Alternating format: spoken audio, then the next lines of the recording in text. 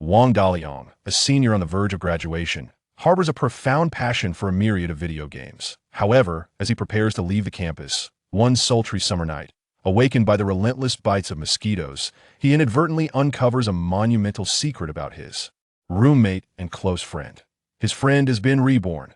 Though the exact year from which his friend has returned remains a mystery, the excitement of this newfound existence spills from his friend's lips, all of which Daliang absorbs with keen interest. Overjoyed by this revelation, Daliang contemplates the advantages their friendship offers. He could cling to his friend's robust ambitions, potentially attracting the attention of the goddess he admires and amassing wealth, thus ascending to the pinnacle of success. Yet, Daliang is incensed to discover that his friend's rebirth is not directed towards winning the lottery, speculating on real estate, or penning future hit songs.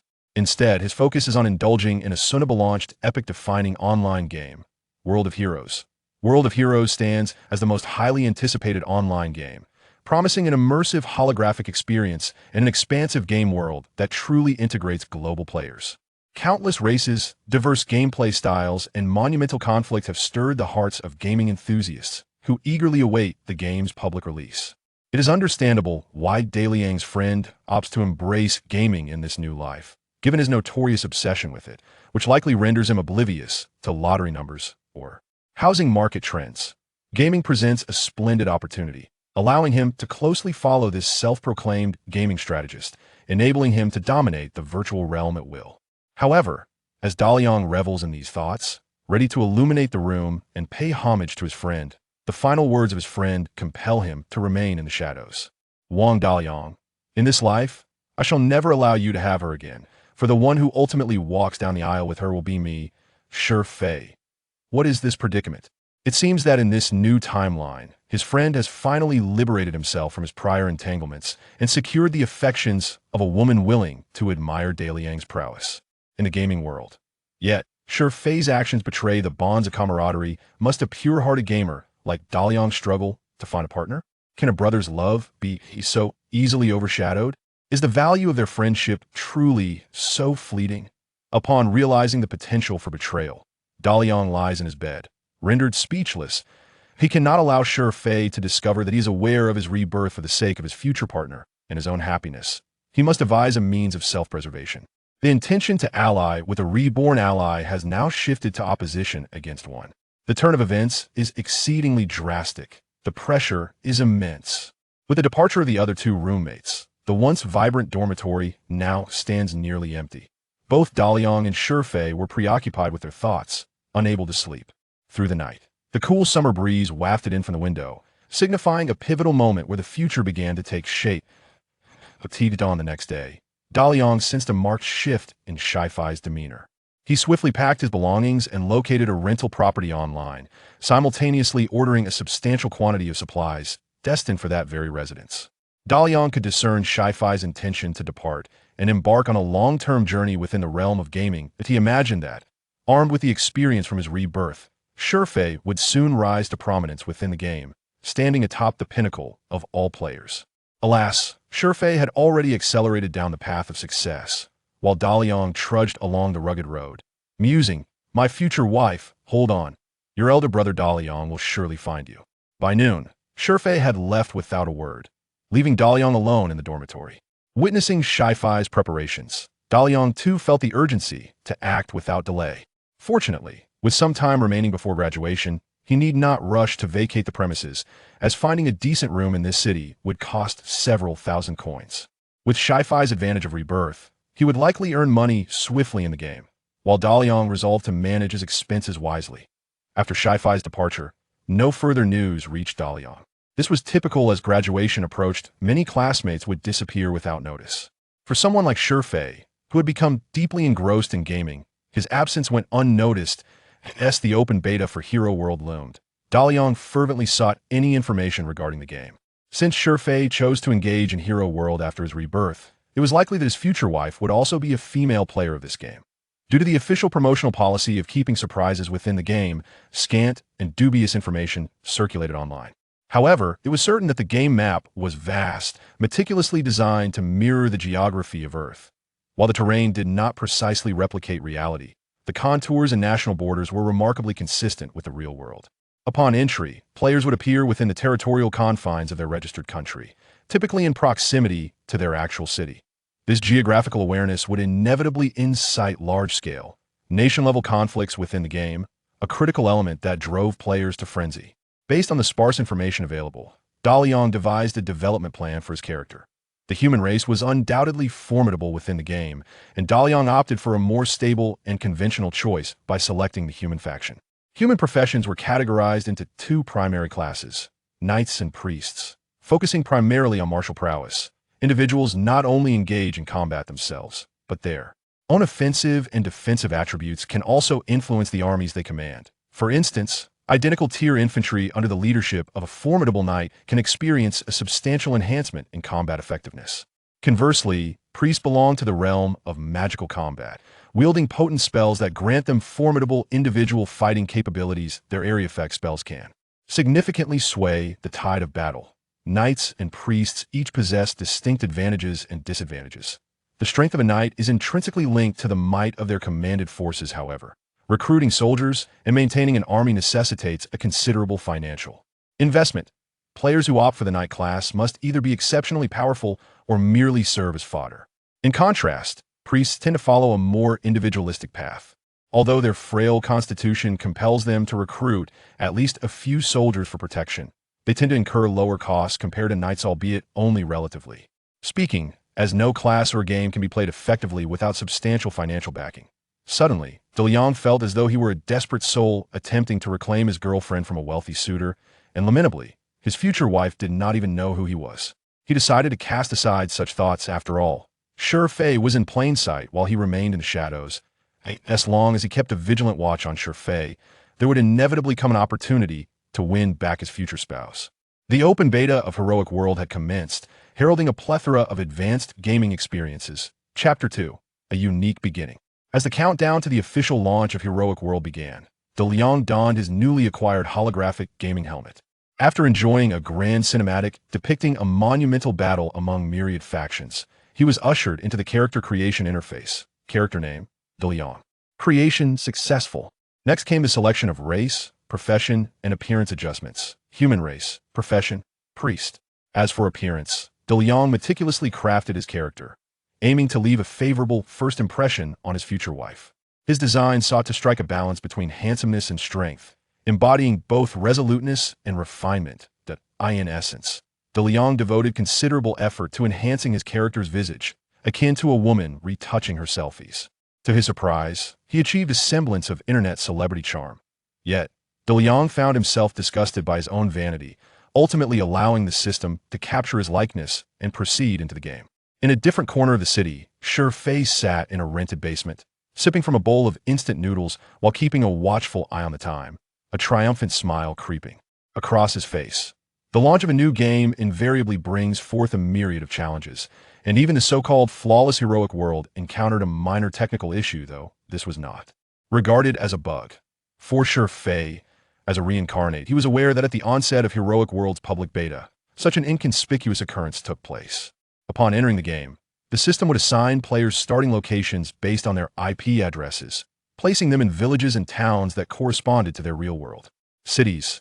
This design fostered camaraderie among local players, instilling a sense of belonging and facilitating the emergence of various factions, thereby aiding players in acclimating to the early stages of the game. It was precisely during the allocation of player spawn locations that a minor glitch occurred within the game system, but a select few players utilizing certain proxy servers encountered discrepancies in their spawn points, finding themselves transported to remote, inhospitable villages where the local creatures were far from amicable.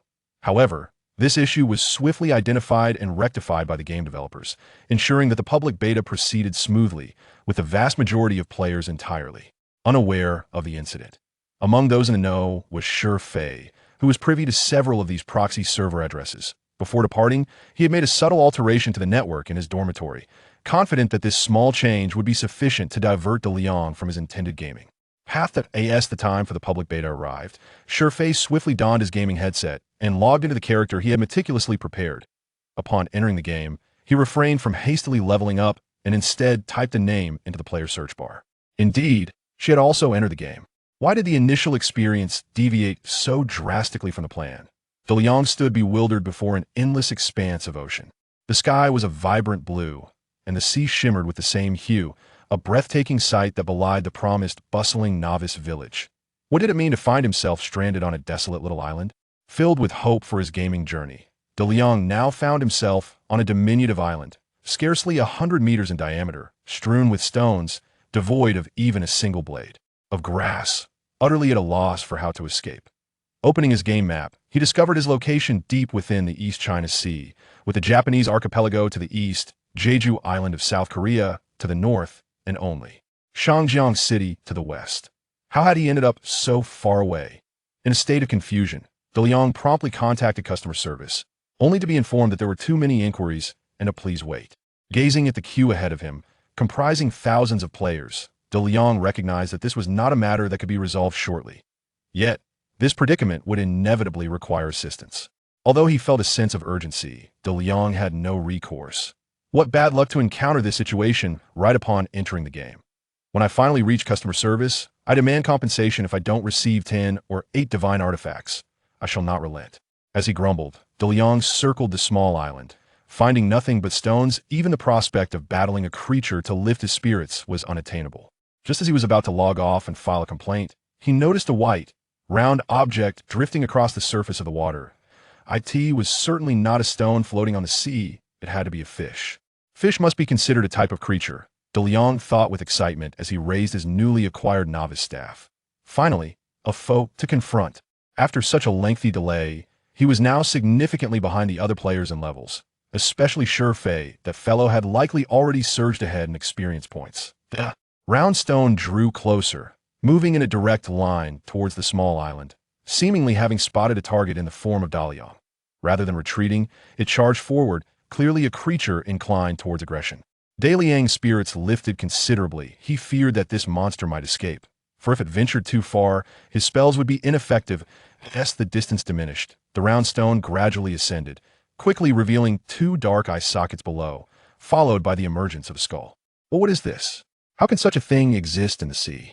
This is certainly no fish. It is a level 1 skeleton soldier from the undead race. Skeleton soldiers represent the most rudimentary unit of the undead, serving as the basic labor force of the spectral realm.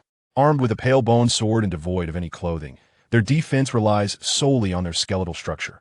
The hallmark of lowly undead is their fearless nature. They are impervious to fear, and their morale does not influence their combat prowess. Consequently, in large-scale warfare, a tide of advancing skeletons can be truly terrifying. Faced with a skeleton soldier, Daliang, initially startled by its ghastly visage, swiftly retaliated by hurling a fireball at it. As a novice, Daliang had yet to master magic. The fireball he conjured was a skill innate to his novice wand. Fireball. Damage 1530. Spell cooldown 1 second. Mana cost 2. Character attributes. Hero. Human priest. Name. Daliang. Attack. 5 affects the attack power of the hero and their troops. Defense. 3 affects the defense power of the hero and their troops. Intelligence. 7 affects magical attack power and affects knowledge. 6 affects mana pool. Mana. 100. Morale. 0 each. Increase of 1 point raises action efficiency by 5. Maximum 4 points. Each decrease lowers action efficiency by 5. Minimum 4 points. Luck. 0 each. Increase of 1 point raises lethality by 5. Maximum 4 points. Each decrease lowers lethality by 5. Minimum 4 points. Heroic specialization. None. Heroic skills. 0 8. Skills. None. Novice robe. Defense 11. Novice wand. Intelligence 1 1. Fireball. When the attacking party's attack power exceeds that of the defending party's defense, damage is calculated as TBD1AD 5N. B represents the base damage of the unit, A the attack power of the attacker, D the defense power of the defender, and N the number of units, with a maximum of 400. When the attacking party's attack power is less than that of the defending party's defense, damage is calculated as TBD1AD 2.5N. Minimum 30. Chapter 3. The presence of undead in the sea. As a level 1 unit, the skeleton soldier of the undead possesses attributes of attack. 5 defense, 4 damage, 10-30 life, 60 speed. For that a solitary skeleton soldier is not particularly fearsome, its slow movement allows ranged units to easily employ a kite strategy to deal with it at will. The skeletal soldier wading through the water moved with great sluggishness, allowing Daliang, standing on the shore, to easily take a fireball struck the skeleton, which had half of its body exposed above the water. A crimson damage number appeared above its head. 21. The skeletal soldier's health plummeted by a third. Its low intelligence rendered it oblivious to the peril it faced, and it continued to advance, unsteadily brandishing its sharp bone sword. 29. The force of the fireball caused the skeleton, now fully emerged from the water, to sway slightly, and the clattering sound captured Daliang's attention. He noticed, nestled within the ribcage of the skeletal soldier, a glass bottle. Due to the seaweed clinging to the skeleton's form, the bottle remained inconspicuous. Had it not been for the sound of the bottle clanging against the bones, Daliang might have overlooked it entirely. Curiosity piqued about the contents of the bottle. Daliang refrained from hastily dispatching the wounded skeleton. He took a few steps back, allowing the skeleton to exit the water and step onto the small island. Then, with his final fireball, shattered the skeleton into a pile of bones. The bottle rolled out as well. Daliang swiftly picked up the bottle, removed the seaweed entangling it, and cleaned off the mud and sand. Inside, he discovered something resembling an animal hide. Using a nearby stone, he shattered the glass bottle and retrieved the hide, unfolding it to reveal a script in a language he could not comprehend. However, utilizing the system's built-in translation feature, the text was promptly rendered into understandable words. Upon examining the parchment, densely packed with thousands of characters, he realized it was a plea for help penned in various languages: Elvish, Orcish, Goblin, Demonic, and others. The author identified himself as an ancient deity, now imprisoned in an underwater seal. He promised that should anyone liberate him, he would grant them 3 wishes. The letter detailed his prison's location and the method to unlock it. This is a prison established by angels from the Cloud City, guarded by a cemetery of the undead, which conceals the sacred aura of this place with the deathly essence of the fallen. The presence of these undead also prevents the unintentional intrusion of marine creatures. As the prison requires potent sealing energy to suppress my power, all the magical formations face inward, rendering the exterior quite vulnerable. A minimal disturbance can disrupt the internal energy balance, allowing me to break free with but a slight fluctuation. The prison is overseen by a high angel, whose duty entails daily inspections of the seals and the removal of excess undead. An accumulation of too many undead would attract the attention of intelligent marine beings and risk the emergence of higher undead, which is something the angels wish to avoid. Thus, to rescue me, one must traverse the graveyard of the undead and breach the prison under the vigilant gaze of the high angel. However, I must remind you of one crucial point. Do not bring along too many companions, nor should you exhibit excessive strength. For when the Archangel perceives its inability to withstand the invasion, it will summon the angels from the celestial city for assistance. The temporal gateway can allow thousands of angels to materialize in an instant. With the mightiest angel, Michael, arriving personally, he will undoubtedly leave me know. Opportunity.to the reader. Do you find this task exceedingly challenging? Indeed, otherwise, I would not have been imprisoned here for a millennium. Upon reading this plea for help, Daliang first felt it was a prank. He had just entered the game and had scarcely taken 10 steps before encountering a quest involving angels, and even more formidable deities. It seemed utterly absurd. What are angels? They are the apex beings within the realm of heroes, each at least level 13, effortlessly dispatching hordes of skeletal soldiers, leaving them with no chance to retaliate. Regardless of the authenticity of this task, Daliang believed he was utterly incapable of facing the Archangel, a creature of level 14, and as for the mightiest angel, Michael, he had never even heard of such a character in various guides. It was likely that even those who participated in the beta testing were unaware of his existence. In summary, this quest was undoubtedly a trap, forbidding the inclusion of numerous troops and disallowing the training of levels before completion. It was an impossible task. Reluctantly, Daliang tucked away the parchment and gazed out at the sea, hoping to spot any passing vessels. The game's customer service had yet to respond, and he needed to devise a means of escape. Yet, as Daliang lifted his gaze, he was startled to see a multitude of white skulls emerging upon the surface of the water. What manner of place is this? Overflowing with skeletal soldiers. Daliang unleashed a barrage of fireballs, each one felling a skeleton, but his efforts were insignificant against the relentless tide of emerging foes. Soon, the sea was teeming with skeletons rising from the depths. His fireballs could not impede the advance of the skeletal horde, which soon set foot upon the island, their movement quickened by the solid ground. Daliang continued to cast fireballs while retreating, but as his mana dwindled, he found his feet slipping into the wet shallows. The diminutive island offered little room for maneuvering, and as Daliang retreated step by step, he gradually found himself wading into the sea. The skeletal soldiers pressed forward, their encircling formation providing Daliang with no opportunity to return to the island. With the skeletal soldiers in pursuit, it became impossible for Daliang to regain the island.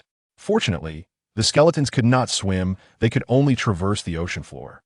As long as Daliang swam into deeper waters, these skeletal foes would no longer pose a threat. He turned and swam away from the island, relieved to find that this direction was devoid of skeletons. Yet, why was this shallow area so vast? After swimming for a considerable time, Daliang stood up only to discover that his toes could still touch the seabed. Behind him, the relentless skeletal soldiers followed, the water now reaching their heads, resembling a swarm of water scoops closely trailing Daliang. Why has fate dealt me such a harsh hand? Is it truly necessary for a mere game to be this ruthless? Here I find myself cast away upon a minuscule island, relentlessly pursued by an onslaught of skeletal foes. Oh, heavens and earth, is there no one to intervene? Adrift upon the boundless sea, Daliang was utterly oblivious to his destination, ultimately choosing to come to a halt. End my suffering, for perhaps in death I may return to a place where life still flourishes. The encroaching skeletal warriors offered little in the way of torment. With a few swift strikes of their bony swords, they reduced him to a mere wisp of white light. And then... Chapter 4. The Sacred Tomb. Emerging from the resurrection point, a gentle sea breeze caressed Daliang's tear-streaked face, revealing the same sky and the same small island before him. Was this a cruel game at his expense? Was he trapped in a solitary version of survival on a deserted island, or a heroic world? Daliang's spirits were already low. Returning to this island had ensnared him in a relentless cycle of death and rebirth. Gazing into the distance, he observed the skeletal warriors, once pursuing him, now retreating. He realized he was destined to perpetually experience death and revival in this place. Had the game designers lost their senses? What purpose did the multitude of undead skeletons serve lurking in the sea? Did they not comprehend that the aura of the undead could taint the environment? Look around. Even the fish had vanished in this wretched game. He felt compelled to lodge a complaint. But why were there so many skeletal beings in the sea? Suddenly, a realization struck Daliang. He hastily retrieved the distress signal he had recently stowed away. The message clearly stated that the angels, in an effort to obscure the sacred aura of the prison, had specifically established a necropolis of the undead nearby. The deathly essence of the undead would mask the prison's presence while also obstructing the intrusion of certain creatures. Now, faced with the multitude of skeletal warriors, could it be that the so-called angelic prison truly existed in the vicinity? This speculation filled Daliang with excitement. He quickly compared the coordinates from the distress signal with his current position. Indeed, the prison mentioned in the letter lay to the south of this island, precisely in the direction from which the skeletal warriors had come. As these skeletal beings had been lured northward while chasing him, did this imply that the guardians of the necropolis had diminished in number? Peering towards the northern expanse of the island, he observed the skeletal warriors trudging slowly through the sea. Resolute to discover whether the prison was a tangible reality, Daliang ventured southward into the waters. The seabed was shallow. As he stood upon the firm ocean floor, the water barely reached his neck. He swam directly toward the coordinates from the distress signal, soon spotting more skeletal heads surfacing above the water. These were all aimlessly wandering skeletal warriors, lacking the guidance of higher undead. These lower-tiered beings relied solely on instinct to hunt any intruders in their territory. However, this ancient necropolis, long steeped in the essence of death, had permeated the entire marine expanse, emanating a scent that all living creatures instinctively abhorred. Hence, no life could be found in these waters. As Daliang approached, his presence was akin to a drop of filth in a pristine pool, inciting the skeletal warriors to eliminate him with urgency. Surrounding skeletons began to converge upon Daliang. This time, he did not flee. Instead, he swam along the periphery of the skeletal horde. After circling the area inhabited by the skeletal beings, he gained a clearer understanding of this gathering of the undead. The waters before him shimmered with an inky hue, stretching over an expanse of approximately 1 square kilometer. However, the seabed here was unnaturally shallow, and the ubiquitous skeletal warriors obstructed Daliang's exploration into the depths. Was he truly expected to forge ahead, slashing through them? Daliang understood that, with his current prowess, breaching their ranks was an impossibility. If this indeed was a necropolis belonging to the undead, the number of skeletal foes would only proliferate, and his capabilities were insufficient to inflict substantial damage upon them in a short span. It appeared that he would have to await a time when his brother's strength had augmented before returning here. Yet, the letter of distress indicated that a formidable archangel guarded the prison. It was uncertain when his brother would be able to confront such a celestial being alone. Moreover, this archangel could summon reinforcements, making this task likely feasible only when his brother could challenge the entire angelic host. The dilemma of whether his brother should contend with the entire angelic race to rescue a deity of unknown nature weighed heavily on Daliang's mind.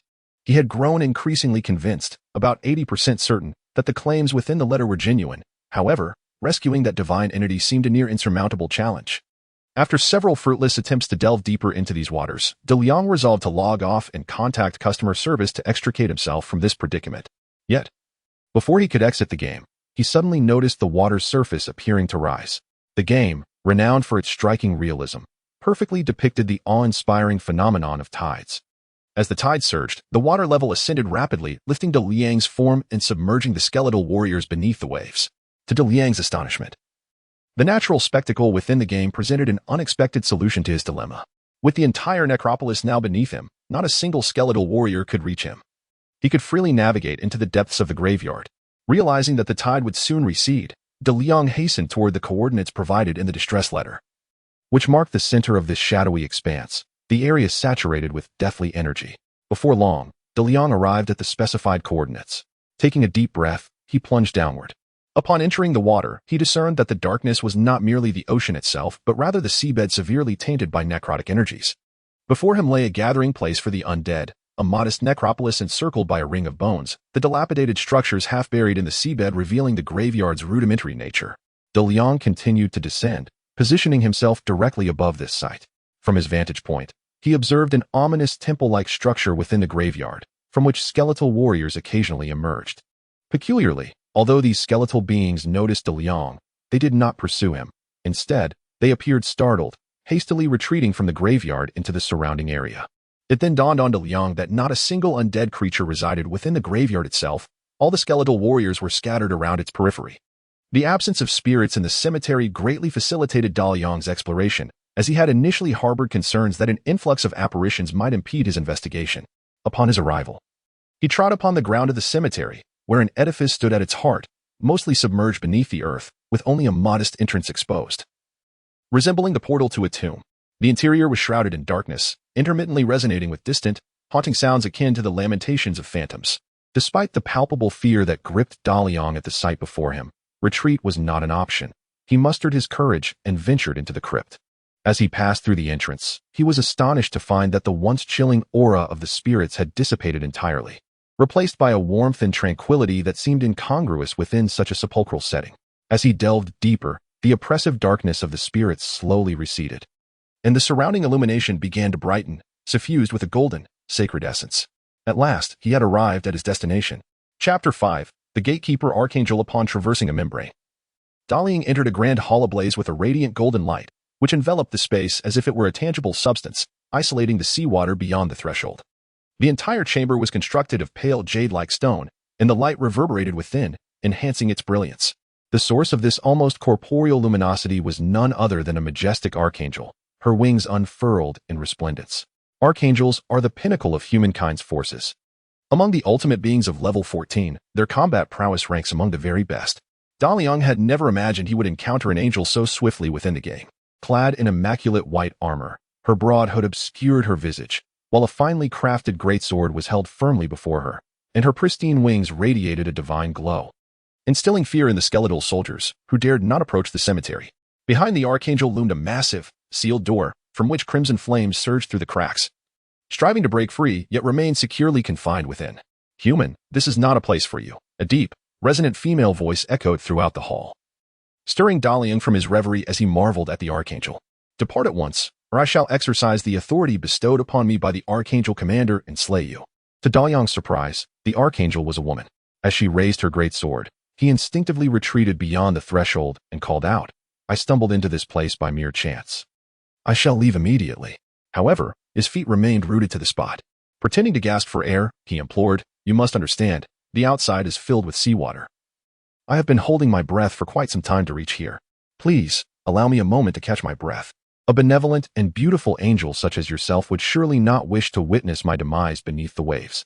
Upon hearing Daliang's plea, the archangel's tone softened considerably. "I grant you 2 minutes. Should you fail to depart or demonstrate any suspicious behavior by the time limit, I shall not hesitate to execute you." Thank you. Daliang expressed his gratitude repeatedly, seizing the precious moment he had fought for to quickly survey his surroundings. He desperately contemplated how to evade the angel's gaze and reach the door behind her. The rescue letter had clearly stated that the prison's seal was directed inward, meaning that any external attack causing fluctuations in the seal would allow the so-called deity to escape. If he could rescue this being, he would be granted 3 wishes. What should he wish for? Naturally, unparalleled strength, immense wealth, and stunning beauty. Daliang chuckled at the thought of his future life, yet the harsh reality struck him heavily. The hall was devoid of any cover. The only entrance and exit was the door right behind him, implying that there was no way to evade the angel's gaze directed at the prison behind her. Gazing at the angel, who resembled a statue, Daliang understood that her eyes were fixed intently upon him. Any sign of movement on his part, and that colossal sword could swiftly send him to a distant isle. What on earth should he do? Was it truly meant to end like this? Should he wait until he was stronger to return? Time swiftly passed, and the angel spoke once more. 2 minutes have elapsed. Please vacate the area immediately, or I shall not grant you another chance to speak before I execute you. Daliang hastily retreated into the water behind him, casting one last glance at the prison before departing. At that moment, a system notification chimed in his ear. Dear player, we apologize for the inconvenience caused by a technical error. The game officials are gathering all players affected by birthplace errors to discuss compensation. Do you agree to be teleported to a temporary chamber now? The prospect of the birthplace error being rectified brought tears to Daliang's eyes as he hastily confirmed the teleportation. In an instant, Daliang vanished from the tomb and reappeared in a large virtual conference room. The room was already populated with a considerable number of individuals, with others continuing to arrive. Observing the expressions of those around him, it was evident that they were also players who had experienced birthplace errors. Soon, no more players were being teleported in. Approximately 300 of them gathered, representing a diverse array of faces and skin tones, indicating a global issue. Fortunately, their numbers were not overwhelming enough to significantly impact the game's public beta. As they awaited the game officials to send a representative, the players vented their frustrations with palpable anger. Their common grievance was that they had all spawned in monster-infested villages, immediately besieged by overwhelming foes. To make matters worse, upon dying, they would respawn back in the village, only to face further attacks. Some unfortunate souls had perished over 100 times within just a few hours. The game officials must provide a reasonable explanation and compensate for the economic and emotional losses caused by this ordeal. Indeed, if our demands are not met, I shall expose this scandal to all players, bringing awareness to the existence of such issues within the realm of heroes. We seek divine artifacts, territories, and 100 ultimate creatures to serve as our subordinates. You truly dare to ask for such things. At that moment, a man appeared at the front of the conference room, dressed impeccably in a tailored suit, his gaze sweeping over the assembly. The artifacts are indeed meant for you, yet you will be unable to retain them. Your current strength is insufficient to wield their power. They would merely attract stronger beings who would seize them from your grasp. In our framework, territories are exceedingly rare. With so many players, it is impossible for everyone to become a lord. Rarity determines their value, and the losses you have incurred over the past few hours cannot be equated with the worth of the territories. As for the 100 ultimate creatures, I grant them to you, yet you currently lack the means to nurture them, so it would be wise to heed my words. The man in the suit continued. After deliberations by our game's official board, we have decided to offer you the following compensations. 1 free teleportation scroll. Upon usage, this game item allows you to teleport to any location on the main map with 0 margin for error. You may utilize this item to reach any city of your choosing, or if you believe you can manage the challenges you currently face within the game, you may choose to retain the item for a more opportune moment. The second item is an invincibility scroll. Once activated, your character will enjoy 10 seconds of invulnerability. These 2 items have been specially designed for you, with no means of acquisition available within the game. Additionally, beyond these items, we have prepared a measure of economic compensation. Each of you will receive 10,000 gold coins, 5 units of gems, 5 units of sulfur, 5 units of crystals, and 5 units of mercury. All these items will be automatically dispatched to your character's inventory upon your return to the game. Chapter 6. The South Sea and the East Sea. While the compensation for this error in player spawn locations appears exceedingly generous, Shurfei, as a seasoned player, scoffed at it. The free teleportation scroll is indeed remarkable. It disregards distance and obstacles, necessitating no prior activation. Merely knowing the coordinates allows one to traverse the main map freely. Its value is truly immeasurable. However, this merely facilitates players' escape to safety, essentially serving as an excuse for the game officials to fulfill their obligations. The 10-second invincibility scroll has its merits, yet as a consumable item, its worth leans more towards the trivial. As for the monetary and resource compensation, it is relatively substantial. Nevertheless, Shifei would never squander approximately 4 hours of gaming time to acquire these rewards, as he had more pressing matters to attend to. Matters so significant that even a chance encounter with the goddess of his dreams would be rendered impossible. At this moment, Shifei had arrived in Hainan. And based on the memories of his past life, he had efficiently completed numerous preliminary tasks. Soon, a territory would swiftly come into his possession. As a reincarnated individual, Shifei understood precisely what a player's private territory signified. In the forthcoming years of gameplay, the number of private territories held by players worldwide shall not exceed 1,000. With each territory representing a formidable force, it can be asserted that to become a top-tier player capable of influencing the game world, possessing a private domain is absolutely essential. Thus, prior to entering the game, Shifei meticulously arranged for his birthplace to be in Hainan, and promptly commenced the prerequisite tasks to acquire a private territory. He aimed to secure the first private domain of this incarnation before the emergence of the inaugural territory in his previous life. Aspiring to become the foremost lord in the world, this prestigious title would not only bestow upon him in-game rewards, but also ensure his presence was acknowledged by all players. Leveraging his renown, he could amass funds to expedite the development of his territory, firmly believing that with the wisdom gained from his past experiences, he would swiftly erect a powerful city. The private territory chosen by Shifei is situated on the southeastern coast of Hainan Island, in a quaint village inhabited by elves. The elves' affinity for nature enables them to mend ships at sea using natural magic. The 12th level centaurs are the mightiest troops of this tier, their swiftness allowing the elves to effectively launch assaults during land engagements with vast numbers of lower-tier forces. The 34th level dwarves, though slower in movement, are skilled craftsmen, and their shipyards facilitate the rapid and efficient production of warships. The 56th level elves are unparalleled archers, and any warship they occupy boasts formidable long-range offensive capabilities. The 78th level Pegasus warriors serve as the aerial forces of the elves, capable of launching assaults on enemy vessels from above during naval battles. The 91st and 92nd level Treants fortify the vessels they inhabit, enhancing their durability. The 13th and 14th level dragons, green and gold, represent the pinnacle of elven military might. However, due to restrictions on player recruitment of dragons from the Dragon Crags, players must complete specific quests to have a chance to recruit a limited number from the wild Dragon Crags. From the aforementioned details, it is evident that the elves possess considerable advantages in naval warfare compared to other races, which elucidates Shifei's choice to align himself with the Elven Ranger class.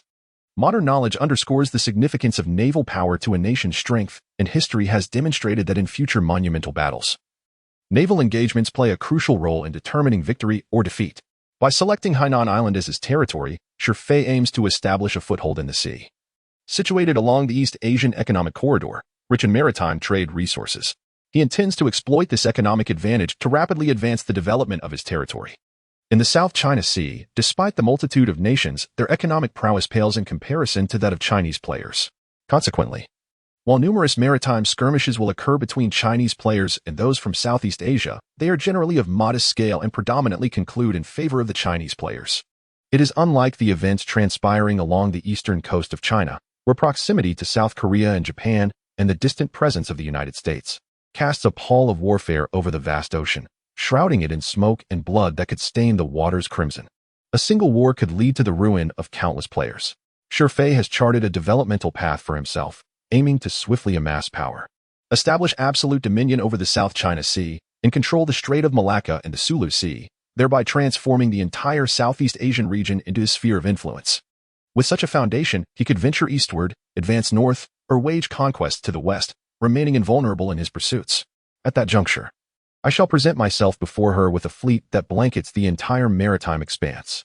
As Shifei diligently crafted his grand blueprint for the future and commenced its implementation, Daliang was merely resolving the discrepancies of his birthplace.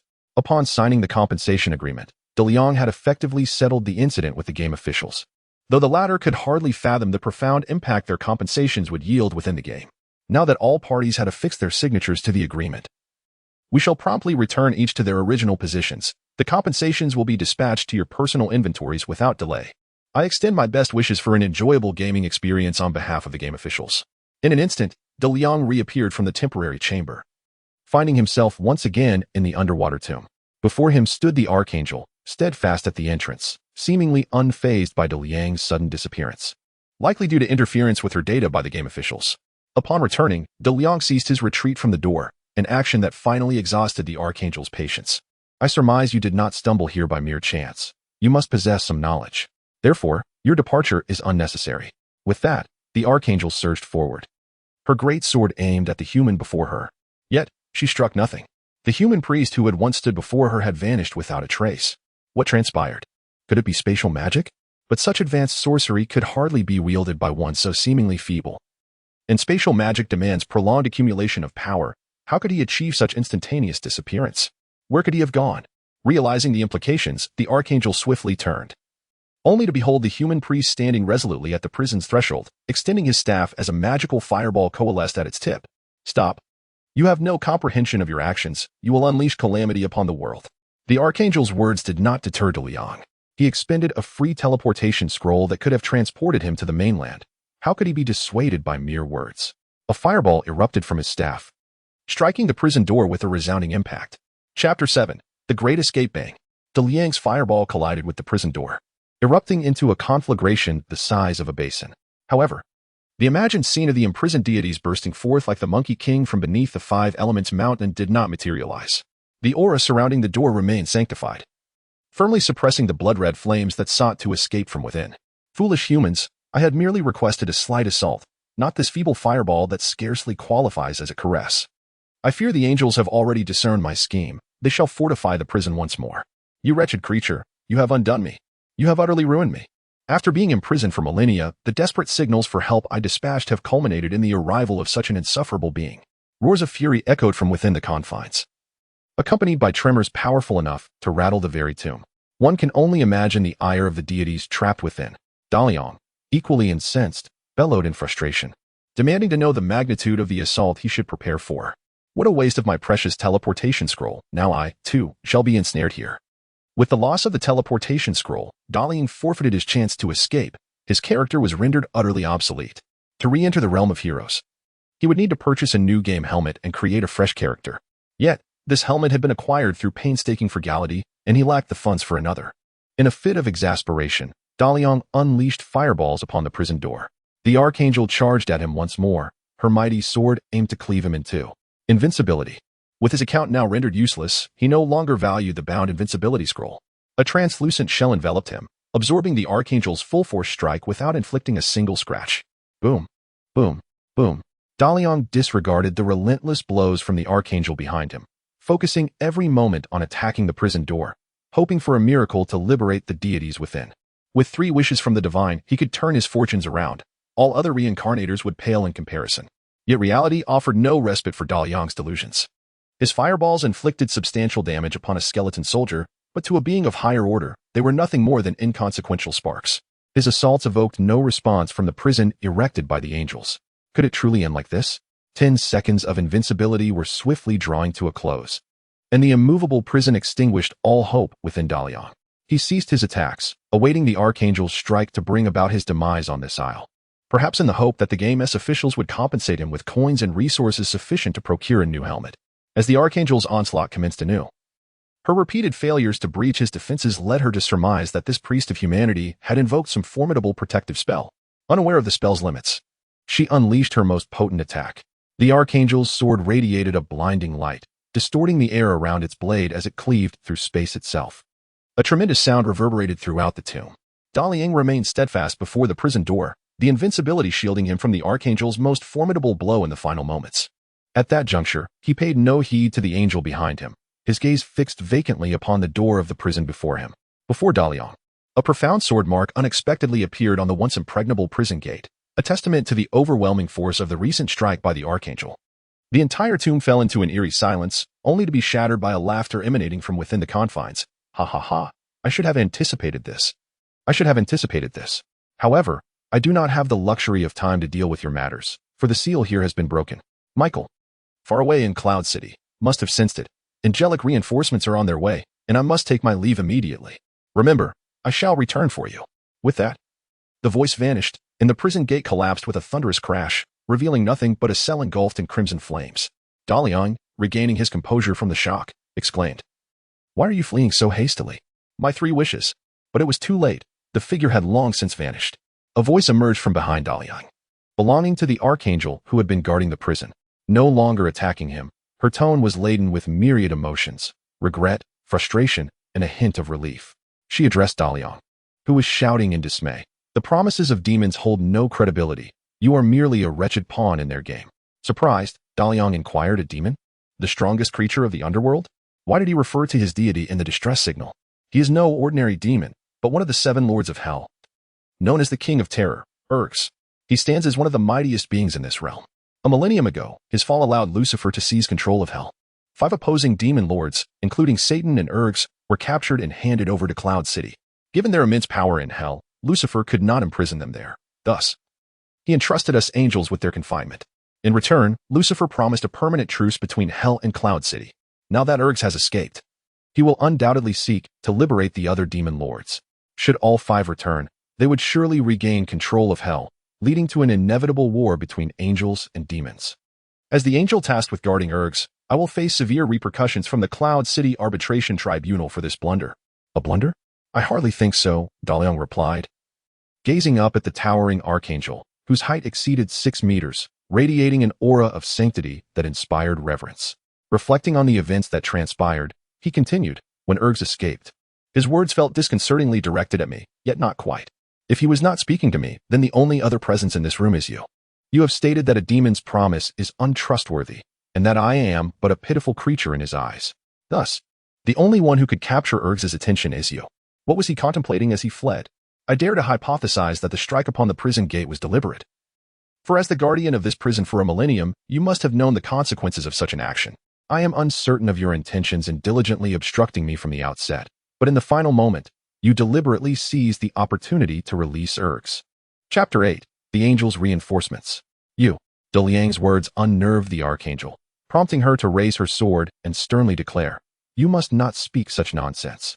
Had you not intruded, Urx would never have escaped." Without the scroll and now with Urx fled, Daliang, cornered and undeterred, retorted loudly, "How could I possibly release Urx when I cannot even breach the prison door? You are fully aware that your own actions are far more ferocious than mine. Yet you dare to accuse me? While I am ignorant of what Urx may have done to you, I trust that the Arbiter in Cloud City will uncover the truth." Daliang's words stripped the Archangel of her formidable presence. She cast aside her great sword and knelt weakly, murmuring, "You speak the truth.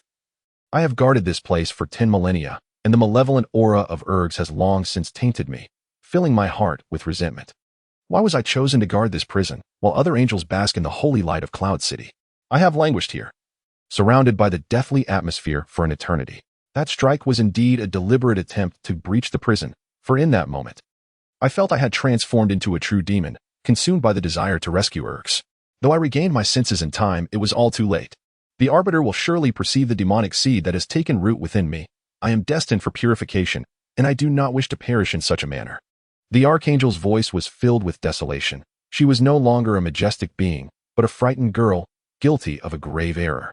Suddenly, Daliang, contemplating a daring proposal, remarked, "I have a suggestion that may allow you to evade the Arbiter's scrutiny, thus sparing you from the fear of purification." The Archangel inquired swiftly, "What is your plan?" "Serve as my subordinate," Daliang enticed. "By becoming my retainer, you will be my private soldier.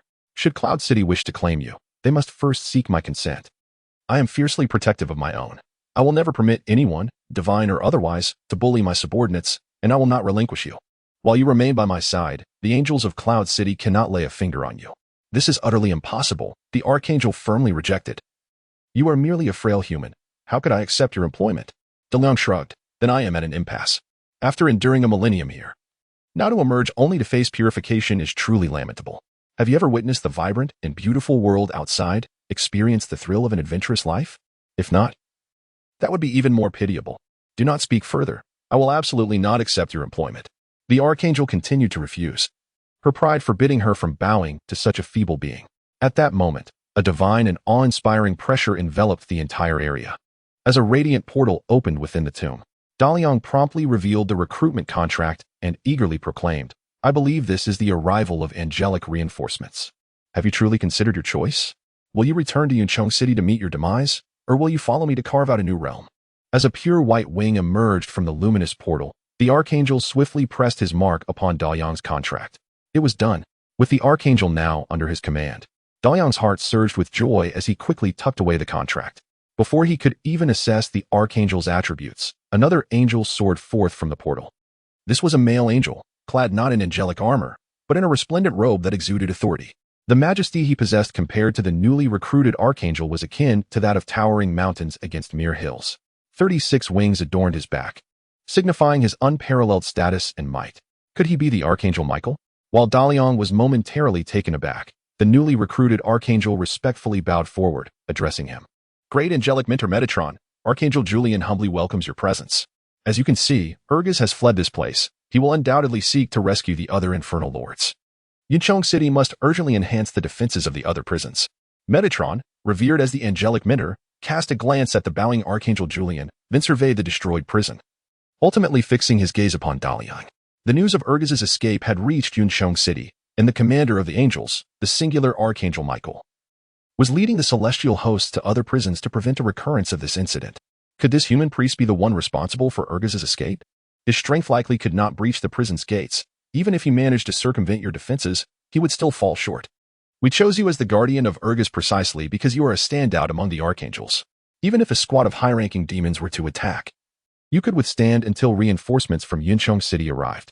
Julian was at a loss for how to recount the events, while the bewildered Daliang produced Urgus's distress letter and spoke up loudly to Metatron. Urgus detailed the defenses and rescue plans in this letter. I believed that a divine entity was truly imprisoned here, which compelled me to take action. To rescue him, I utilized a teleportation scroll, an invincibility scroll, and an attack scroll, each scroll being a priceless treasure. Little did I know I was deceived by that wretched Urgus. He is not a deity and has failed to fulfill any of the 3 conditions he promised.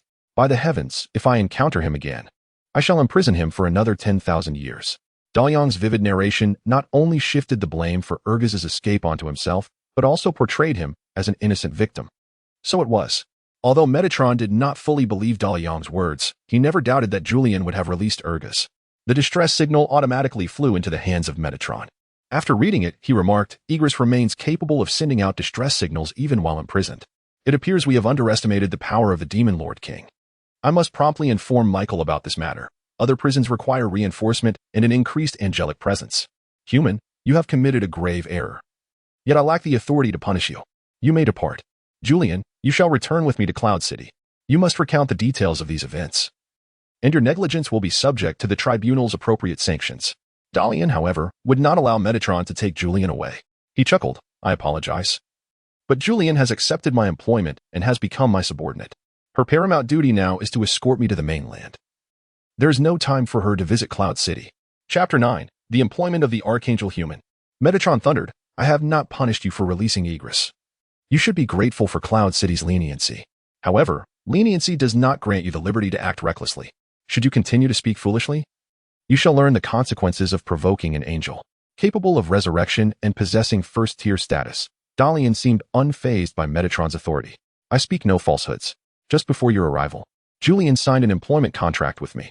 She belongs to me now, and no one shall take her away. Is that true? Metatron inquired, turning to Julian. Julian displayed the badge upon her arm, clearly indicating her status as Dalian's subordinate. She respectfully replied, Yes, Lord Metatron. As you entered, I had already signed the employment contract with Lord Dalian, and I am now one of his Archangel warriors. The badge darkened Metatron's expression.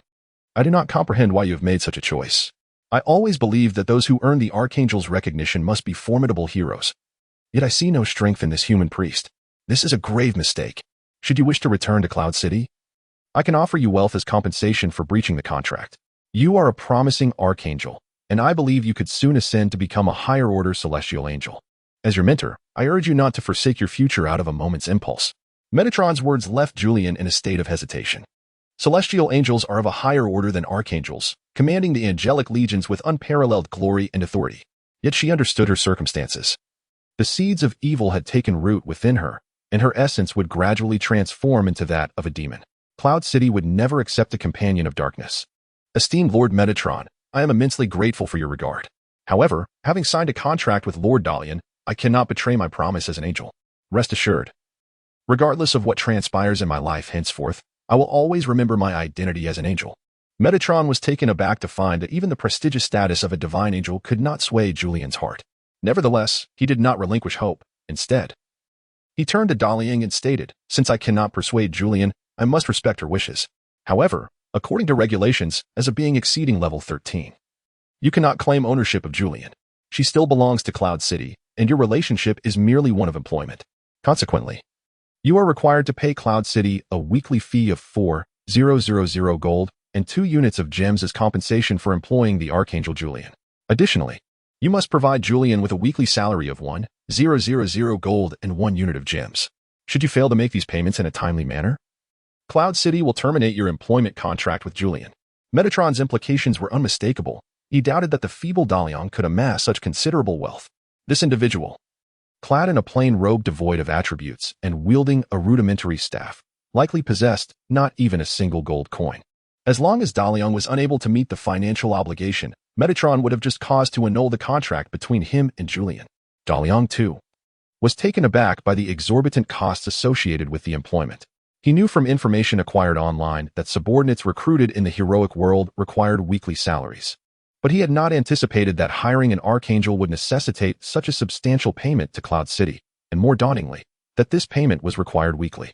Cloud City demanded 4,000 gold and 2 units of gems, while Julian required 1,000 gold and 1 unit of gems each week.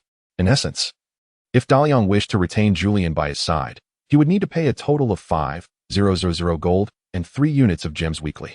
He had just received an official compensation of 10,000 gold from the game, which would cover Julian's fees for 2 weeks, but he only had 5 units of gems, leaving him 1 unit short. Indeed, employing an Archangel was no simple task, but Daliang had no alternative, for his scroll of free teleportation had already been exhausted. To escape this place, he must rely on the flying capabilities of the Archangel. Moreover, what was this? An Archangel, the pinnacle of level 14 units, whose mere gaze was considered a rare blessing. Those privileged testers regarded possessing an Archangel as a mark of supremacy. Once this illustrious unit was brought inland, the local populace would surely be envious, clamoring to gain favor with Daliang. At that point, he could charge 10 gold for a photograph with the Archangel, 20 for a touch, and 100 for a kiss. He would not entertain any request below that price. What did 5,000 gold per week signify? Daliang's aspirations were set on earning 5,000 gold daily. If Julian were aware of Daliang's intentions for her, one could only wonder if she would strike him down with her sword, then guard the resurrection point to exact vengeance 100-fold. At that moment, Julian too doubted Daliang's ability to procure such funds. Even if she were to forego her salary, the payment owed to Cloud City was beyond Daliang's means. It seemed her fate of purification remained elusive. Lowering her head, Julian prepared to follow Metatron back. Metatron revealed a smile. Human, do you now comprehend the vast distance that separates you from becoming a great Archangel? The city in the clouds does not oppose your kind hiring angels to join your ranks. However, to enlist an angel, one must possess the requisite strength. For the reputation of angels cannot be tarnished by the likes of a weakling such as yourself. At last, Daliang, who had been swimming in a sea of gold coins, awakened from his stupor. He had not heeded Metatron's words. Instead, he cheerfully produced 4,000 gold coins and 2 units of gemstones, arranging them into 3 piles before Metatron. Here are the gold and gems. Count them, and should there be a shortage, I shall compensate you. From this day forth, the great Archangel Julian is officially in my service. Remember to come to me for your wages each week. I am unfamiliar with the roads to the city in the clouds. With that, Daliang disregarded Metatron entirely and handed Julian another 1,000 gold coins and 1 unit of gemstones. This is your salary for the week. Keep it well. Buy whatever you desire, and should you need more, simply ask me. Laughter echoed as the coins and gemstones shimmered brilliantly in the radiance of the holy light. Metatron's eyes twitched before he collected the coins and gems, declaring, I can see that your cunning has deceived me, yet this will bring you no benefit. You have acquired an Archangel, but you have lost the entirety of the city in the clouds. Ding. The relationship between the city in the clouds and you has deteriorated. All angels subordinate to the city in the clouds now regard you with hostility. Chapter 10. In the southern coastal region of Hainan Island, China, Shifei cautiously entered a quaint elven village. At this moment, the village was devoid of any remnants of the elven tribe. The few centaur and dwarf guards that remained had been eliminated by Shifei through various means, leaving nothing in the village to impede his advance. Upon confirming that no guards remained in the elven village, he quickened his pace toward the core assembly hall. Capturing it would grant him ownership of the village. The prospect of seizing this territory filled him with exhilaration, for only through the experience of this game could one truly appreciate the significance of territory. Only by possessing a domain could he pursue the grand plans he harbored in his heart. In his previous life, the title of World S No. 1 territory was claimed by an American player, Yet now that territory would not materialize for another 3 hours. Shifei was determined to become the world's foremost lord in this era. With ambition fueling his steps, Shifei entered the assembly hall of the Elven village, followed closely by the system's announcement. Ding! You have conquered the Elven Pinewood village. Due to the absence of hostile soldiers within the village, you have obtained full ownership of Elven Pinewood village. Please promptly exercise your lordly authority to reinforce the defenses of Elven Pinewood village. Ding! Congratulations. You have become the second player lord in the hero world. Reward, World S number 1? No, World S number 2, surely this is a mistake. Shifei swiftly reviewed the recent notification log, where, in glaring red letters, it clearly stated World number 2, China S number 2. How is this even possible? How could someone be faster than me? Who could it be? Deep within a sunken tomb in the central region of the East Sea, the irate Metatron stepped through the luminous portal, just as the portal sealed behind him. Daliang had yet to fully comprehend the implications of the unwelcoming attitude from Cloud City and how it might affect him when yet another system notification echoed. Ding! You have captured the council hall of the number 3 Tomb Prison Village. As there are no hostile soldiers within the number 3 Tomb Prison Village, you have acquired ownership of it. Please promptly exercise your lordly authority to reinforce the defenses of the number 3 Tomb Prison Village. What is happening? How did I conquer a territory and become a lord? This must be a joke. However, before Daliang could recover from the astonishment prompted by this notification, a series of notifications rang out in quick succession. Ding! Congratulations. You are the first player lord in the heroic world.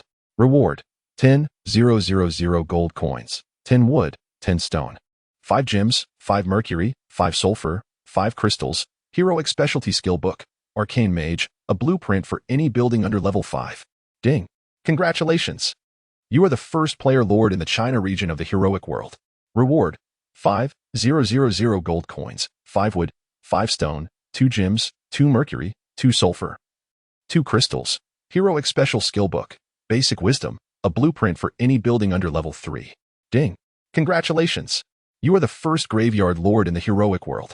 Reward, 5,000 gold coins, 5 wood, 5 stone, 3 gems, 3 mercury, 3 sulfur, 3 crystals, magic skill, spirit gathering, a blueprint for any building under level 2. This is incredible. At that moment, in the number 3 tomb prison, the skeleton soldiers that had been spawned by the village due to the sacred aura had all fled outside.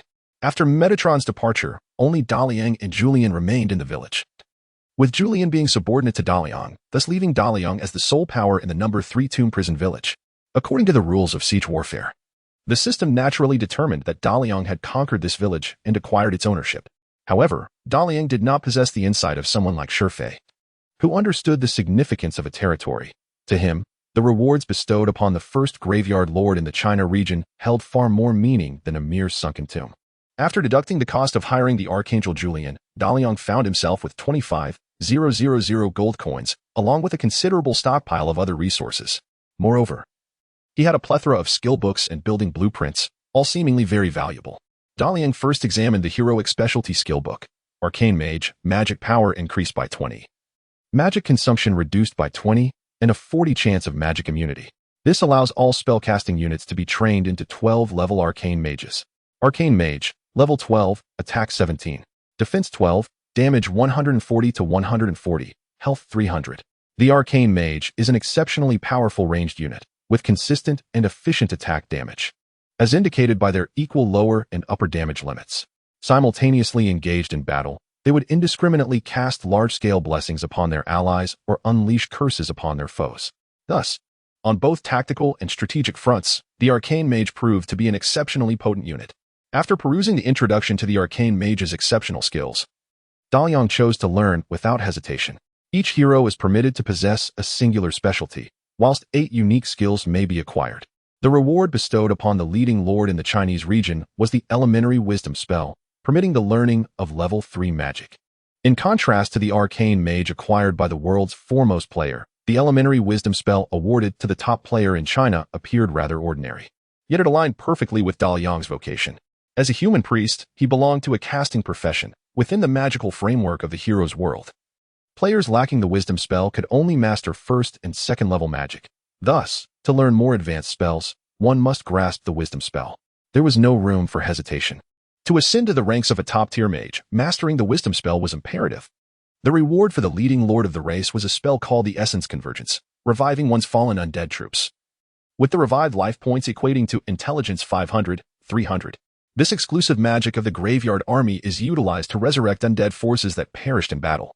Currently, Daliang's territory resembled a graveyard, and it was certain that his future army would predominantly consist of undead. Thus, acquiring such a valuable diminishing spell was essential. Having mastered all 3 skill books, as Daliang contemplated the resources within his territory, a sudden flurry of messages erupted on the world channel. Greetings, everyone. I am Facia Zoshir, an elven player from the Chinese region. I have now acquired the world's first player-owned territory at the southern tip of Hainan Island. This territory belongs to the elven race, a remarkably powerful faction with rapid initial development and formidable strength in the later stages. The strategic significance of this location is paramount, as it serves as a vital throat of East and Southeast Asia. I am currently seeking permanent naming rights for this territory. Those with offers and asset verification may message me privately. Please refrain from wasting my time with bids below 100 million. How shameless. Daliang erupted in a fit of rage. Chapter 11. Blackfire Genius, Remember the Net, providing you with exquisite novel readings. Player Facia Zoshir Daliang realized that this fellow was undoubtedly Shurfei, and he could surmise that the errors surrounding his birthplace were undoubtedly linked to Shurfei. He was utilizing the school's network, and he was not the only student playing the hero world. If errors were to arise, they should manifest universally, yet only he was affected. Now, Shurfei had the audacity to seize the title of the world's first player, inciting a desire within Daliang to confront him physically. 100 million. What an astronomical sum. Daliang contemplated exposing Shurfei's disgraceful conduct on the world channel, aiming to reclaim that 100 million. However, upon reflection, he realized the stark contrast between his territory and Shurfei's territory. The elven village was situated in the South China Sea, akin to a prime advertising slot during peak viewing hours on national television. Influential merchants are undoubtedly drawn to such prospects. But what of oneself? The undead, with their dismal appearance and reputation, are liable to incur a deduction of at least 20 million. Situated in the central region of the Eastern Sea, far removed from the mainland and hindered by inconvenient transportation, another deduction of 20 million must be accounted for. The village lies beneath the sea, devoid of potential for development, warranting yet another 20 million reduction. In the event of an attack, the lack of deep defenses renders it susceptible to swift conquest. Thus another 20 million is deducted. Furthermore, the barren resources lead to an additional deduction of 20 million. All calculations considered, hiring someone to bestow a name upon this territory would entail paying them. Indeed, the comparison of one's situation to another's can be disheartening. Upon recognizing the disparity between his domain and that of Shurfei, Daliang resolved to disregard the ignited discussions in various chat channels and began to survey his own territory. After all, a golden nest or a silver nest cannot compare to one's own humble abode. No matter how inadequate this land may seem, it is still regarded as his own estate. Cemetery Prison Village. Racial Cemetery. Description. This cemetery, constructed to conceal the prison of the Hell Lord, King Urgs, is specifically designed for the undead. Having existed for over 10,000 years, it is older than most cities on the mainland. And the aura of death has thoroughly permeated this seabed, resulting in a 100 increase in the production of undead beings. Council Hall, the city's administrative center, producing 100 gold coins daily. Skeletal walls, the most basic defensive structure. Primary temple, a level 1 building, producing skeleton soldiers with a daily output of 12. Evil prison, special building, the prison for the demon lord, King Urgs. For 10,000 years, Urgs has struggled within this prison, and his power has become one with its confines. When the angelic prison was destroyed, in a bid to escape, Urgs sacrificed most of his strength, and the room is now filled with intensely malevolent energy, affecting every being that enters. Note: when beings below Urg's level enter here, unexpected transformations may occur. Unexpected transformations? Daliang suddenly recalled the newly recruited Archangel, Julian, who had evidently succumbed to the corrupting influence of evil energy, leading her to release Urgs. Consequently, Daliang, after surveying his territory, casually accessed Julian's attributes. Julian, racial type, Angel 14 Archangels, attack 30, defense 30, damage 500500, health 2500, racial special soldier morale 1. Archnemesis of demons, damage to demons increased by 50. Resurrection can revive allies, skill cooldown of 1 day, capable of reviving beings with a total health of 1000, excluding undead. Hero unit, level 1 attack 12, defense 12, intelligence 14, knowledge 13. Hero specialty, swift as the wind, speed enhanced by 30, magical effects on attack acceleration increased by 20. Hero skill, Basic offensive technique. Enhances melee capabilities of the hero and affiliated troops, increasing physical melee attack damage by 10. The augmented damage corresponds to an increase in the monster's base damage, and this additional damage accumulates in an extra manner. Even after a monster reaches the maximum quadruple damage output, the effect of the attack skills remains effective, compounding upon the foundation of this fourfold damage. Elementary sorcery, capable of learning spells of level 3 or below, includes the skill, Acceleration of Attack, a level 1 air-based magic that enhances speed by 10, with effects amplifying as the air magic proficiency increases. When the hero masters advanced air magic, the speed augmentation rises to 30. Sky Split Slash, a formidable attack skill effective against foes in spatial transit, such as the demonic racial trait of teleportation. Following an extensive attributes list, a passage finally elucidated to Daliang the nature of Julian's predicament. Imperfect Hell Angel, due to prolonged guardianship over the King of Fear, Urgus. The Archangel Julian has irreversibly succumbed to the taint of malevolent energy. The coexistence of evil and sanctity has transformed her into a being that is half angel, half demon. This new species is termed the Hell Angel, capable of oscillating between angelic and hellish forms. As Julian is still an incomplete Hell Angel, she can only sustain her hellish form for 1 hour each day. Caution. Unlike fallen angels, who merely turn to darkness in opposition to Cloud City, Hell Angels have genuinely succumbed to evil. When holy angels begin to reveal their sinister sides, they become more terrifying than demons. Thus, exercise utmost prudence. The 6 exclamation marks swiftly sobered Daliang, who had initially been curious about Julian's Hell Angel state. The system's emphatic warning underscored that Hell Angels are not to be trifled with. Daliang understood that his pact with Julian was precarious, although loyalty could not be quantified. It was undoubtedly teetering on the brink of dissolution. Should Julian transform into a Hell Angel and seek to breach their contract, Daliang felt insufficiently powerful to maintain control of the situation. Angels are preferable. Aside from loyalty, their trustworthiness is undeniable. Now, with the presence of a flying archangel and a convenient mode of transport, Daliang found himself in no haste to depart. With ample resources at his disposal, it was imperative to develop his desolate territory. Before embarking on construction, he deemed it essential to bestow a name upon the territory. Prison village of Graveyard Number 3 was utterly nonsensical. It was imperative to select a grandiose name that would reflect his exceptional stature.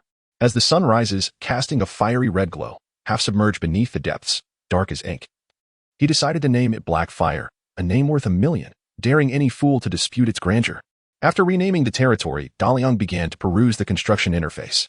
As Blackfire Village's council hall was merely a level 1 building, only level 1 structures could currently be erected within his domain. Level 1 buildings do not require blueprints. They can be constructed directly as long as resources are available. However, buildings of level 2 and above necessitate both resources and corresponding blueprints. Upgrading existing structures does not require blueprints. Daliang possessed several building blueprints. Yet the level 1 council hall dictated that he could not yet construct these edifices. Thus, Daliang began to browse through all the primary buildings. A quarry? Constructing a city undoubtedly demands a substantial amount of stone. A lumberyard? Daliang smiled faintly, pondering where one might chop wood beneath the sea. A blacksmith's forge? A marketplace? An inn? Numerous establishments appeared to hold significant utility, yet only one structure prompted Daliang to click on the construction option without hesitation. Chapter 12. Level 1 Magic Guild. Level 1 Magic Guild randomly generates 5 level 1 spells. Heroes entering can learn from among them. Construction requirements. Council Hall, Level 1, 20,000 gold coins, 10 units of wood, and 10 units of stone. Daliang's profession is a human priest, a spell-casting vocation. However, thus far, he possesses only 2 spells. The fireball from his novice staff and the newly acquired reward spell, Spirit Convergence. These scant spells scarcely align with his identity. Therefore, upon seeing the Level 1 Magic Guild, Daliang contemplated the immediate necessity of its construction. Yet, the cost of construction seemed rather steep. Daliang assessed his resources. He had only 25,000 gold coins and, after allocating 10 units each of wood and stone, little remained. This meant that after erecting the Level 1 Magic Guild, he would be unable to construct any other buildings in the territory for the foreseeable future. A glance at the construction cost of other buildings revealed a range from a few thousand to several tens of thousands. These were merely the expenses associated with Level 1 structures. However, upon reviewing the costs of buildings at higher levels, Daliang suddenly perceived the Level 1 construction costs as delightfully affordable. After all, money is meant to be spent. With a great angel at his side, could he truly fear a lack of income? By slightly raising the prices for portraits and intimate encounters, He could easily recoup the expenses. The only question remained, where should this magic guild be constructed? Daliang realized he was not well acquainted with the terrain of his new territory. This area lies in the central part of the East Sea, with an average depth exceeding 300 meters. Blackfire Village should be situated atop a substantial underwater reef, with its highest point being the islet that is submerged at high tide. While swimming at the surface, Daliang recognized that the peak of this underwater reef was quite spacious. However, it may not be sufficiently ample for a city. Given the limited area, careful planning was essential when constructing buildings, necessitating a thorough examination of his territory's terrain. Unfortunately, Blackfire Village is entirely submerged, rendering it invisible from the surface. Moreover, Daliang's race cannot endure prolonged periods underwater, making it quite challenging to survey the entire territory externally. Fortunately, within the council hall, the Lord can comprehensively view the surroundings via the territorial topographical map. As Blackfire Village is merely a level 1 city, the territory encompasses only about 5 kilometers of seabed beyond the skeletal walls. The map indicates that Blackfire Village is centrally located within this underwater reef, with most surrounding reefs situated approximately 1.6 meters below the surface. The terrain provides a natural barrier for the Blackfire territory, as any external force wishing to invade must approach by boat. The shallow coral reefs obstruct the access of large vessels, granting a significant advantage to the defenders. Furthermore, Daliang has discovered that these shallow reefs are not as shallow as they appear. Cracks and channels traverse the entirety of the reef. If these fissures and channels were to be widened and deepened by human effort, the vessels of Blackfire territory could navigate freely through these waterways. Concurrently, the construction of the territory requires an abundance of stone, and the materials excavated while creating these waterways could be utilized for the development of the Dominion. What a delightful surprise! Upon surveying the geography of his territory, Daliang's heart swells with excitement. Such a defensible and offensively advantageous territory seems superior to the Stonefly Elf Village. The territory of Stonefly has already been exposed, and countless eyes covet his world-renowned domain. If Stonefly wishes to protect his territory from being usurped, he must invest heavily in naval power, while the considerable cost of land defenses are no small feat either. In contrast, Daliang's location remains undisclosed. Its remoteness allows for peaceful development.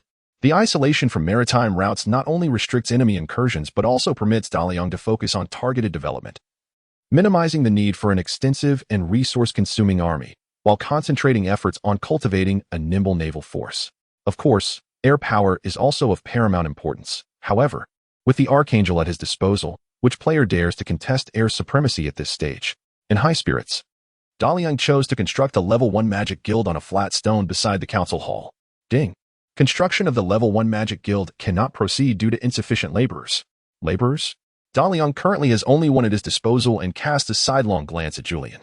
Would it be wise to have the Archangel built? Would she cleave him in two with a single strike? He dispelled this alarming thought and sought out the only soldier recruitment building in his territory, the Temple of the Undead. The level 1 cemetery temple can provide Daliang with 24 skeleton soldiers daily. These skeletal warriors are the lowest tier of the cemetery's forces and serve as the most basic laborers. Upon clicking on the temple, Daliang discovered that there were still 12 skeleton soldiers awaiting recruitment. Skeleton soldier, recruitment cost is 12 gold coins, with a weekly wage of 1 gold coin. Upon seeing the wage, Daliang's eyes widened. What need does a skeleton have for a weekly salary? How would it spend the money? For food and drink? To satisfy some physiological needs? Does it even possess such capabilities? Yet, despite Daliang's complaints, a gold coin per week per skeleton must be paid. In reality, the undead possess a considerable logistical advantage over other races, while soldiers of other races require weekly salaries along with provisions for food and lodging. These necessities must not be subpar, lest they affect morale. Low morale, in turn, leads to diminished efficiency in their duties. The lower-ranked soldiers of the undead are impervious to hunger, thirst, and morale fluctuations. In essence, no matter how one mistreats them, their efficiency in battle and labor remains unaffected. They neither experience a decline in performance nor exhibit any surge in morale. Despite the rather discontenting notion of paying a skeleton soldier a weekly wage, Daliang nonetheless allocated 13 gold coins to recruit each one. He promptly assigned the newly recruited skeletons to the development of his territory, and the construction of a level 1 magic guild commenced, albeit with a duration of 1 day. Consequently, Daliang would have to await the morrow to acquire new spells. What should he do now? Naturally, it was time to eliminate the skeletons lurking outside the village. These skeletons, once the guardians of the number 3 cemetery prison village, had now transformed into wild creatures. At this moment, the Archangel Julian was present in Blackfire Village, her divine aura deterring the wandering skeletons from approaching. However, Once Julian departed with Daliang, the skeletons would undoubtedly be drawn by the allure of death within Blackfire Village, potentially leading to a change of ownership. Thus, for Daliang to leave with peace of mind, he must first cleanse the surrounding area of skeletons. With this intention, he stepped out of the council hall alongside Archangel Julian, ready to embark on a delightful and leisurely leveling journey. How many skeletons awaited outside? When he observed from the sea, the white skulls floating in the water numbered in the thousands, each one a source of experience for him. While inland players scrambled to eliminate their foes, he pondered how to eradicate this multitude of skeletons. Chapter 13. The Skeleton Soldiers. Indeed, these skeletons posed a conundrum. Upon exiting the council hall with Archangel Julian, Daliang noted that the tide had receded. The sea now lay just below his neck, at Julian's calf level. The skeletons, with their exposed white skulls, presented a minuscule target, making it exceedingly difficult for his fireballs to strike them. After several unsuccessful attempts that only splashed into the sea, he relinquished the idea of engaging directly, especially given his meager magical reserves would scarcely eliminate a handful of skeletons. Instead, Daliang adopted a commanding presence, gesturing forward to unleash his Archangel.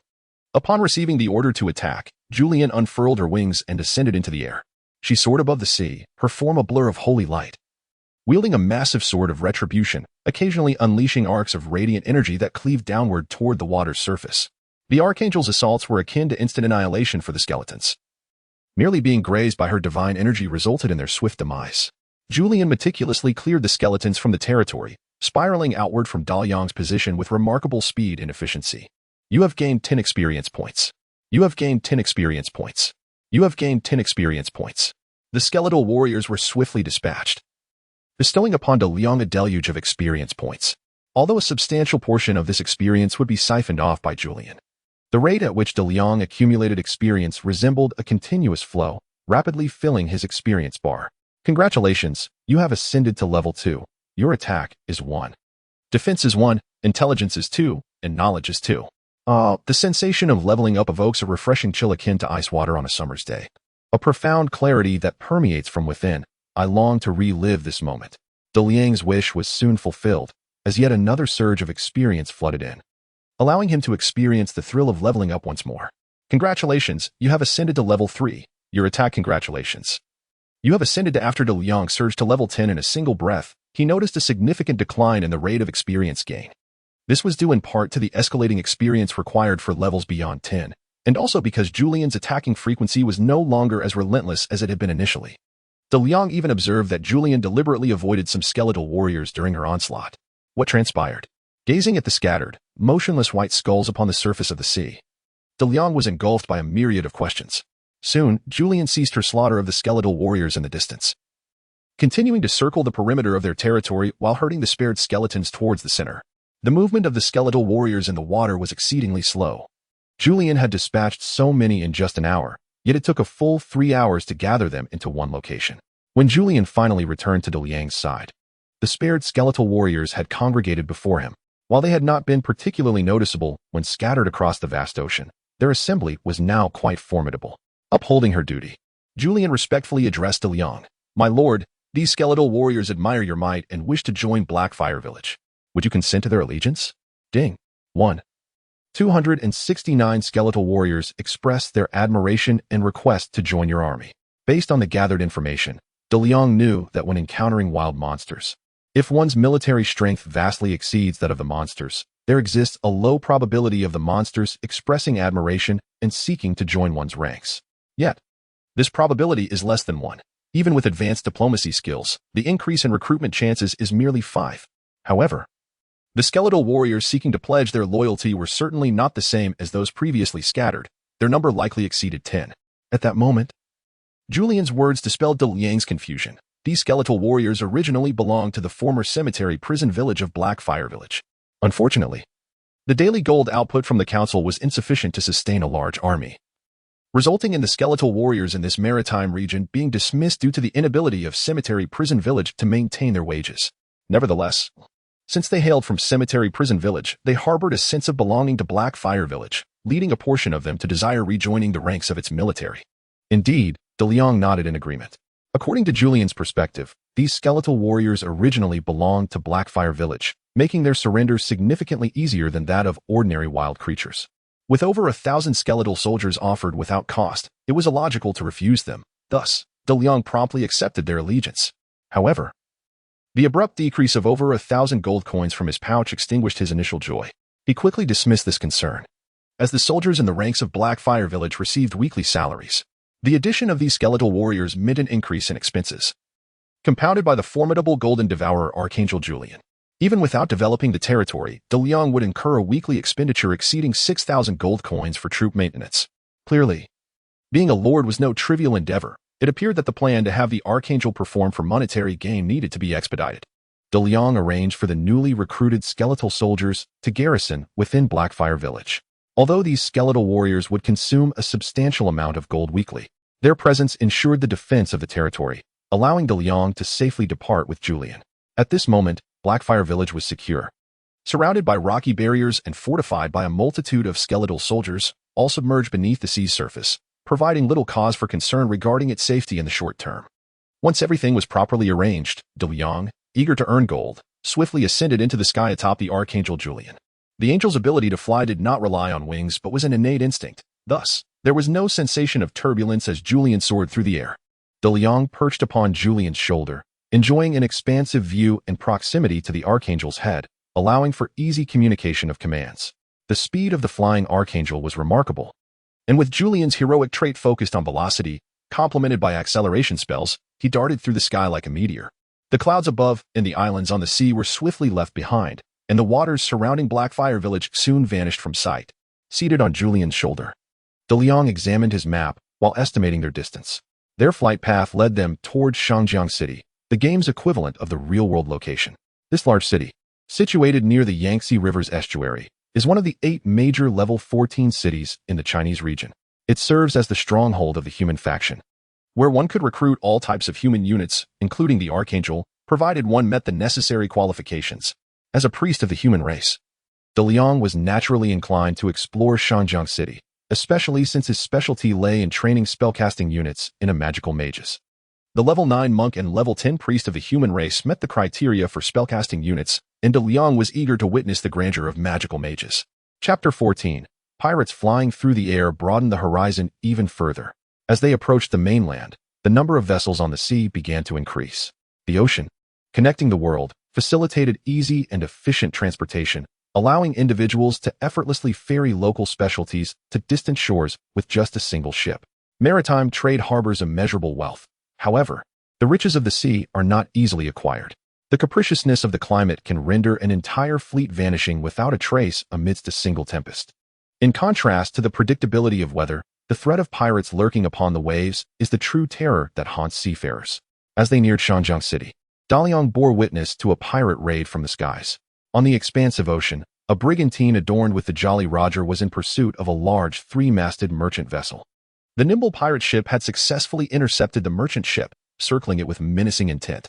From the open gun ports, plumes of smoke erupted intermittently, and cannonballs rose from the water's surface, creating columns of spray around the merchant vessel. The pirates did not aim to sink the ship. Such an act would yield them no benefits. The cannon fire served merely to undermine the resolve of the merchant crew. Eventually, the merchant ship succumbed to the pressure of the pirate barrage, hoisting a white flag and gathering all hands on deck, awaiting the pirates' boarding. The surrender of the merchant vessel incited a chorus of jubilant cheers from the pirates, loud enough for Daliang to hear. Elated, the pirates drew alongside, securing the 2 ships with grappling hooks to prevent any escape, and a throng of pirates surged onto the merchant vessel. At that moment, the defenseless merchant ship resembled a lamb awaiting slaughter, unaware that the pirates' actions ignited a fervent sense of justice within Daliang's heart. Under the vast heavens, how could such brazen acts of robbery transpire without consequence? Where was the law? As a lord with the great Archangel by his side, Daliang could not remain indifferent to such malevolence. He felt compelled to intervene. The unfolding events below also stirred the benevolent heart of the Archangel Julian, who epitomized justice. Upon receiving Daliang's directive to rescue the merchant ship, she dove downward with resolve. Oblivious to the wrath they had provoked in the Archangel, the pirates stormed the merchant ship, with some brandishing swords and bows to guard the crew on deck, while others invaded the ship's hold in search of hidden crew members and to inventory the cargo. "I demand to see your captain," shouted a lizard man adorned with a triangular hat among the crew confined on deck.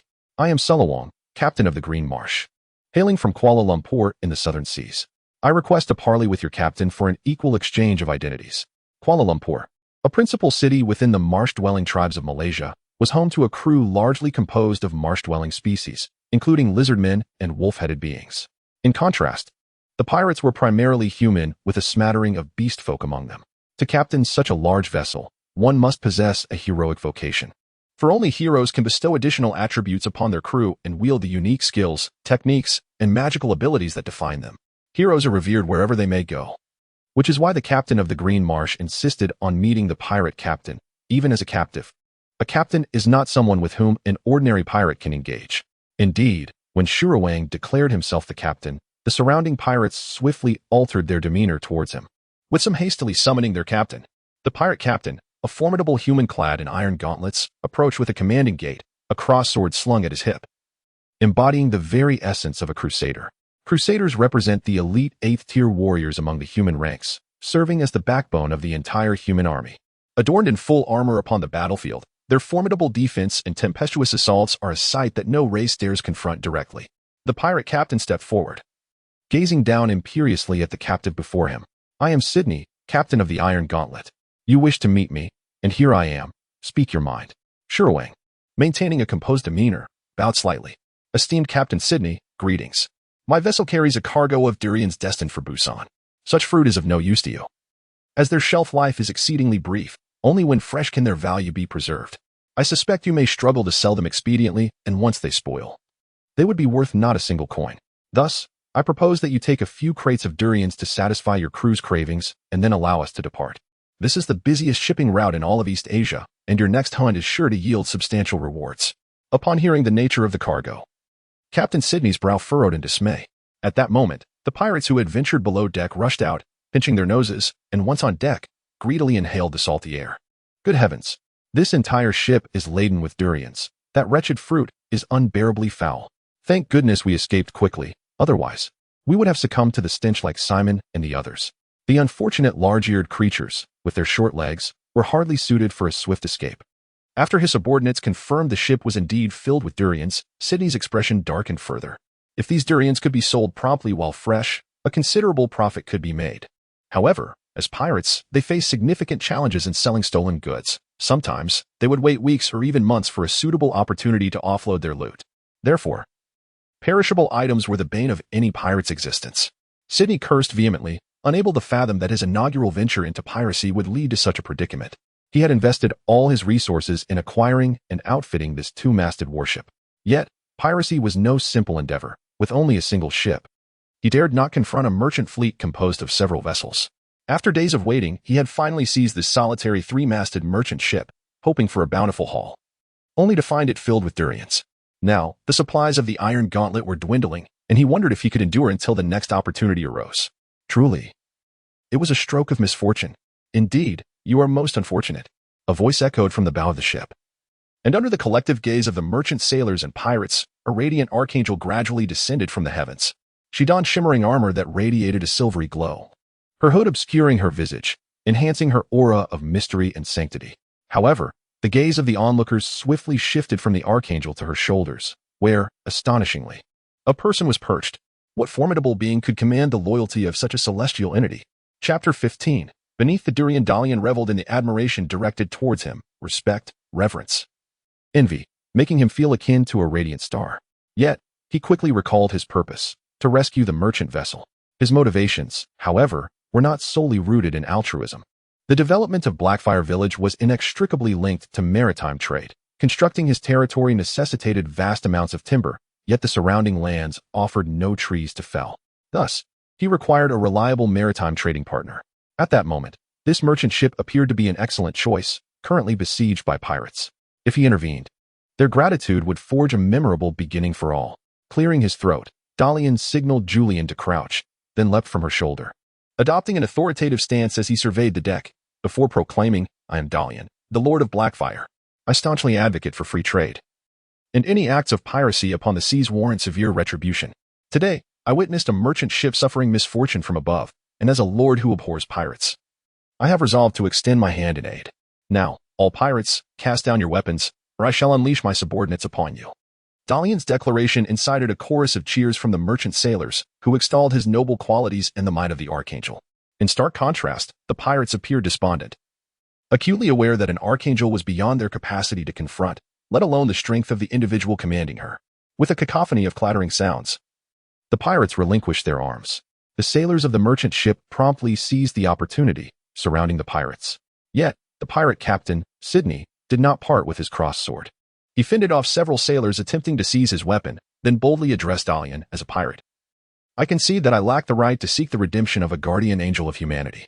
However, as a former crusader, my honor forbids me from abandoning my weapon. A profound silence enveloped the deck as all awaited Daliang's response to the pirate captain. Suddenly, a peculiar creature burst from the cabin, exclaiming, Captain, we have struck gold. You should thank the keen nose of our big-eared friend. Though the stench of durian nearly rendered me unconscious, I detected a scent not belonging to the fruit. You cannot imagine what I discovered beneath the durians. While I yearn for you to guess, I can no longer contain my excitement. Spices. A whole ship laden with spices. Worth a fortune of 100,000 gold coins, perhaps even more. Why do you gaze at me with such expressions? What is this? Is it an Archangel? Captain, you have even acquired an Archangel. I have long maintained that aligning with you was the wisest choice. The large-eared creature, dazed by the scent of durian, failed to grasp the situation aboard the ship. The discoveries within the cabin exhilarated him. But it was only when a sword was pressed against his neck that he halted his inclination to lick the boots of Zhu and Captain. What is the situation? The large-eared creature finally noticed that his companions seemed to have been subdued by the merchant ship's sailors, and even his own captain was encircled by several armed sailors. Captain Sulawang approached and kicked the large-eared creature over, proclaiming triumphantly, Silence, you filthy large-eared creature. That you possess a nose akin to a dog's. Your eyes resemble those of a rat. Do you behold this esteemed lord? You foolish pirates have successfully provoked him and his angels. Your fate will be no different from that of all pirates captured by virtuous folk. You shall be hanged. Upon hearing of the impending execution, the large-eared creature screamed in terror. Clinging to a fleeting hope, he implored Sydney, Captain, is not the angel a guardian of our kind? You are of the human race, and most of us are too. Plead for our mercy with this esteemed lord. We are merely novice pirates. Prior to this, I was but a large-eared creature raising wolves. Sydney did not respond to the large-eared creature's pleas. While the Archangel is indeed a protector of humanity, she is presently a subordinate of a lord. And pirates are the common enemy of all races. A lord, prioritizing the safety of his maritime routes, would never show leniency toward pirates. Observing the large-eared creature's distress, Sulawang let out a derisive laugh, then bowed respectfully to the illustrious lord, saying, Esteemed lord, how do you intend to deal with these detestable pirates? Shall we wait until they are ashore to hang them, or shall we slay them here and cast their bodies into the sea? The gaze of all aboard once again converged upon the illustrious lord. He wiped the drool from the corner of his mouth and, with utmost seriousness, inquired of the sobbing large-eared creature, You mentioned discovering spices in the cabin. Are these not more valuable than durians? The large-eared creature regarded the ignorant lord with disdain and quickly replied, Spices are deemed luxury items across the globe, and those from Kuala Lumpur in the South Seas are the finest of all spices. If transported to major cities, they could easily be exchanged for an equivalent weight in gold. This three-masted merchant ship's hold contains at least 3/4 filled with such spices, layered beneath a covering of durians to mask their fragrance. Seeing the large-eared creature speak so confidently, the illustrious lord impatiently interjected, Enough. I simply wish to know the value of these spices aboard the ship. At least 100,000 gold coins. And that is with a discount due to their illicit nature. If sold normally, the price could increase fivefold, 500,000 gold coins. A collective gasp arose from all aboard, indicating that even the sailors of the merchant ship were unaware of the true contents of their vessel.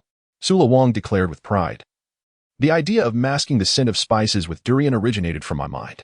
Not only does it deter pirates from plundering, but it also allows for significant savings on taxes, as no one would willingly endure the odor of durian in the hold.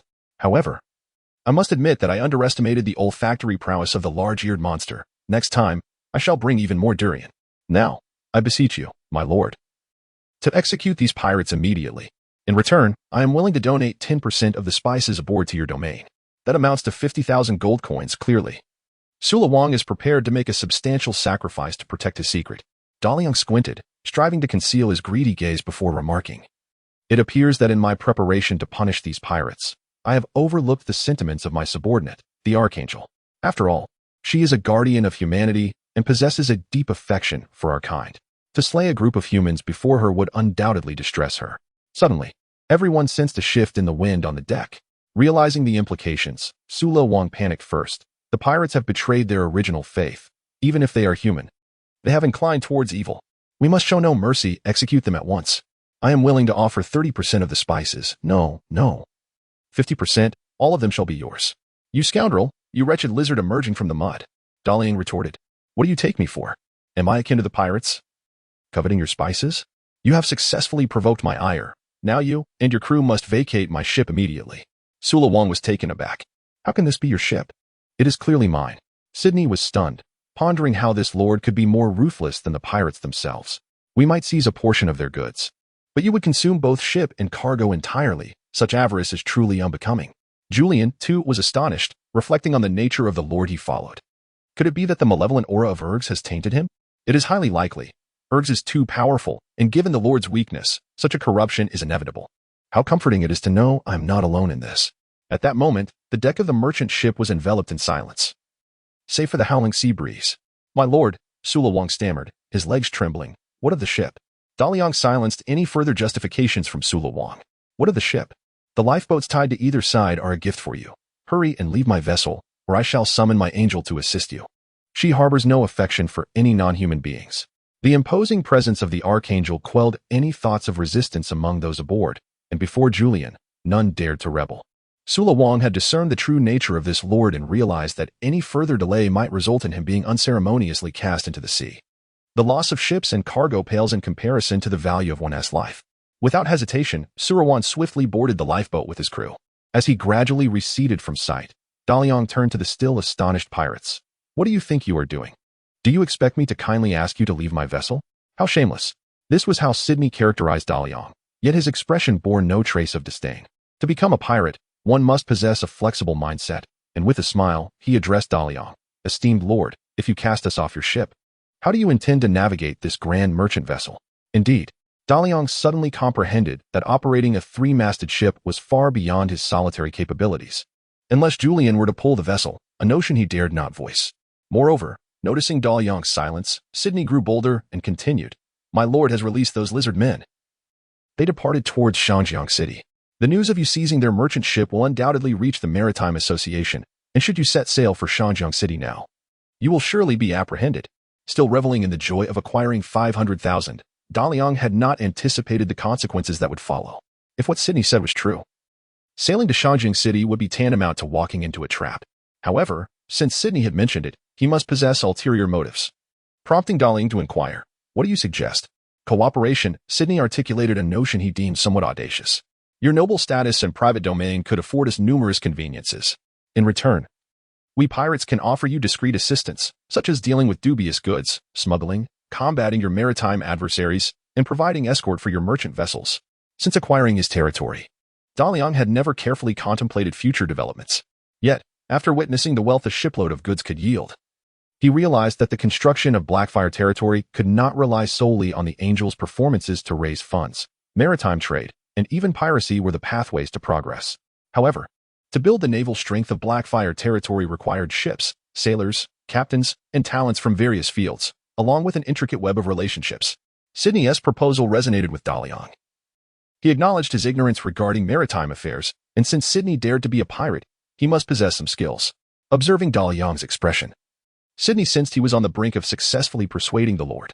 He continued, Before I became a pirate, I served as a crusader commander in the Shanjiang City military, where I have many well-connected friends. Should you entrust me with this batch of spices for sale, I believe I could earn you 300,000 gold coins. 300,000 gold coins. Daliang was only rewarded 10,000 gold coins upon becoming the world's foremost lord. 300,000 gold coins would be more than enough to significantly develop Blackfire Village. Your suggestions are indeed commendable. However, Daliang possesses his own convictions. He glanced at Sydney and his subordinates, resolving to adopt a predatory stance. Your strength is insufficient to negotiate cooperation with me. I now demand your allegiance. You, your crew, and your ship shall all join the ranks of my Blackfire domain. Sydney had not anticipated Daliang's insatiable appetite. After consuming an entire ship's cargo, he contemplated disbanding his own pirate crew. He regretted having engaged in extensive conversation with this avaricious individual, pondering that had he departed earlier, the current predicament might have been avoided. My apologies, my lord. My crew and I merely wish to live freely as pirates. without the desire to join anyone's army. Daliang replied, "Do not be hasty in your rejection. Listen to my words before making a decision. If you agree to join my forces, I can appoint you as the military commander of the Blackfire Fleet, and I can immediately allocate 500 soldiers to your command, granting you full authority over maritime affairs in the Black Domain. Furthermore, once the shipment of spices is sold, I can provide you with 200,000 gold coins to train your fleet. Of course, you may also choose to refuse. I could eliminate you and pursue those swamp dwellers, ensuring that no one would know I had pilfered these spices. I possess my own territory and can gradually sell these spices, selling them for 500,000 gold coins is certainly not beyond my means." Having said this, Daliang fixed his gaze upon Sydney, wary of the evidently skilled former crusader's potential sudden attack. Sydney, unaware that any slight movement on his part could provoke the Lord to leap overboard, and that he would swiftly face the retribution of the Archangel, fell into contemplation. It was evident that this Lord wielded considerable power. Otherwise, he would not so effortlessly mobilize 500 warriors or offer 200,000 gold coins for the training of his naval forces. While Sydney may not fear death, commanding a fleet was no trivial matter for him. Chapter 17. Persuasion to surrender. Daliang awaited Sydney's response. He had contemplated forming a cooperative relationship with Sydney, yet the Blackfire domain was too weak, and the Archangel Julian represented an unstable element, with both Cloud City and Air eyeing her. The uncertainty of whether he would retain Julian in the future loomed large. Should he lose the formidable Archangel capable of suppressing all, he could not guarantee that Sydney would maintain a cooperative stance upon discovering the truth of his situation. Thus, Daliang relied on Julian's presence to make a choice between surrender or death. The pirates anxiously awaited Sydney's reply, while the ogres were particularly fearful that the Crusader captain might provoke the Lord before them. The ogre who discovered the spices urged, "Captain, this is an invitation from a noble lord. With an Archangel as his subordinate, one can only imagine the extent of his power. It is likely he intends to involve himself in maritime affairs, presenting us with a rare opportunity. Consider this. How many would be willing to pledge their allegiance to such a formidable lord if he were to recruit in Jiancheng? The Lord has graciously demonstrated his generosity and trust in you, commanding a fleet and accompanied by 500 newly recruited subordinates. What do we possess? A diminutive two-masted warship and a motley crew of over 30 unruly pirates, who may soon find themselves obliterated by the patrolling navy. This period of piracy has enlightened Sydney to the reality that a pirate's life is far from effortless. He commands but a single two-masted vessel, and most fleets traversing the seas are far superior to his. In truth, even if the formidable Daliang spares them this time, his iron-gloved pirate crew will soon find themselves bereft of supplies. Resolute, Sydney finally knelt before Daliang and uttered his solemn oath. "I, Sydney Burwell, pledge my allegiance to your esteemed lordship, Daliang of the Blackfire domain." Following Sydney's lead, the other pirates also knelt in unison. The system announced that Daliang had recruited a heroic unit, Crusader Commander Sydney Burwell, alongside 10 human spearmen, level 1, 5 human halberdiers, level 2, capable of being upgraded from spearmen, 6 human archers, level 3, 3 human swordsmen, level 7, 2 beastmen big-eared monsters, level 1, for beastmen wolf knights, level 3, and 1 beastman wolf fighter, level 4, trainable from wolf knights. While Sydney's crew primarily consisted of lower-tier soldiers, they ranked prominently among their peers in combat efficacy. The 3 level 7 human swordsmen were an unexpected boon, showcasing commendable prowess among intermediate troops. Thus, the addition of this army significantly bolstered Daliang's strength. Upon finalizing the recruitment contract, Daliang eagerly opened Sydney's attribute panel. Sydney, unit type, Crusader, level 8, attack, 12 defense, 12 damage, 70 to 100 health, 350 unit special skill, counterslash. Advanced combat techniques allow these warriors to effectively wield their swords for dual-edge attacks against foes. Heroic unit level, 10 attack, 17 defense, 18 intelligence, 8 knowledge, 6 specialty, navigator, increases ship speed by 10.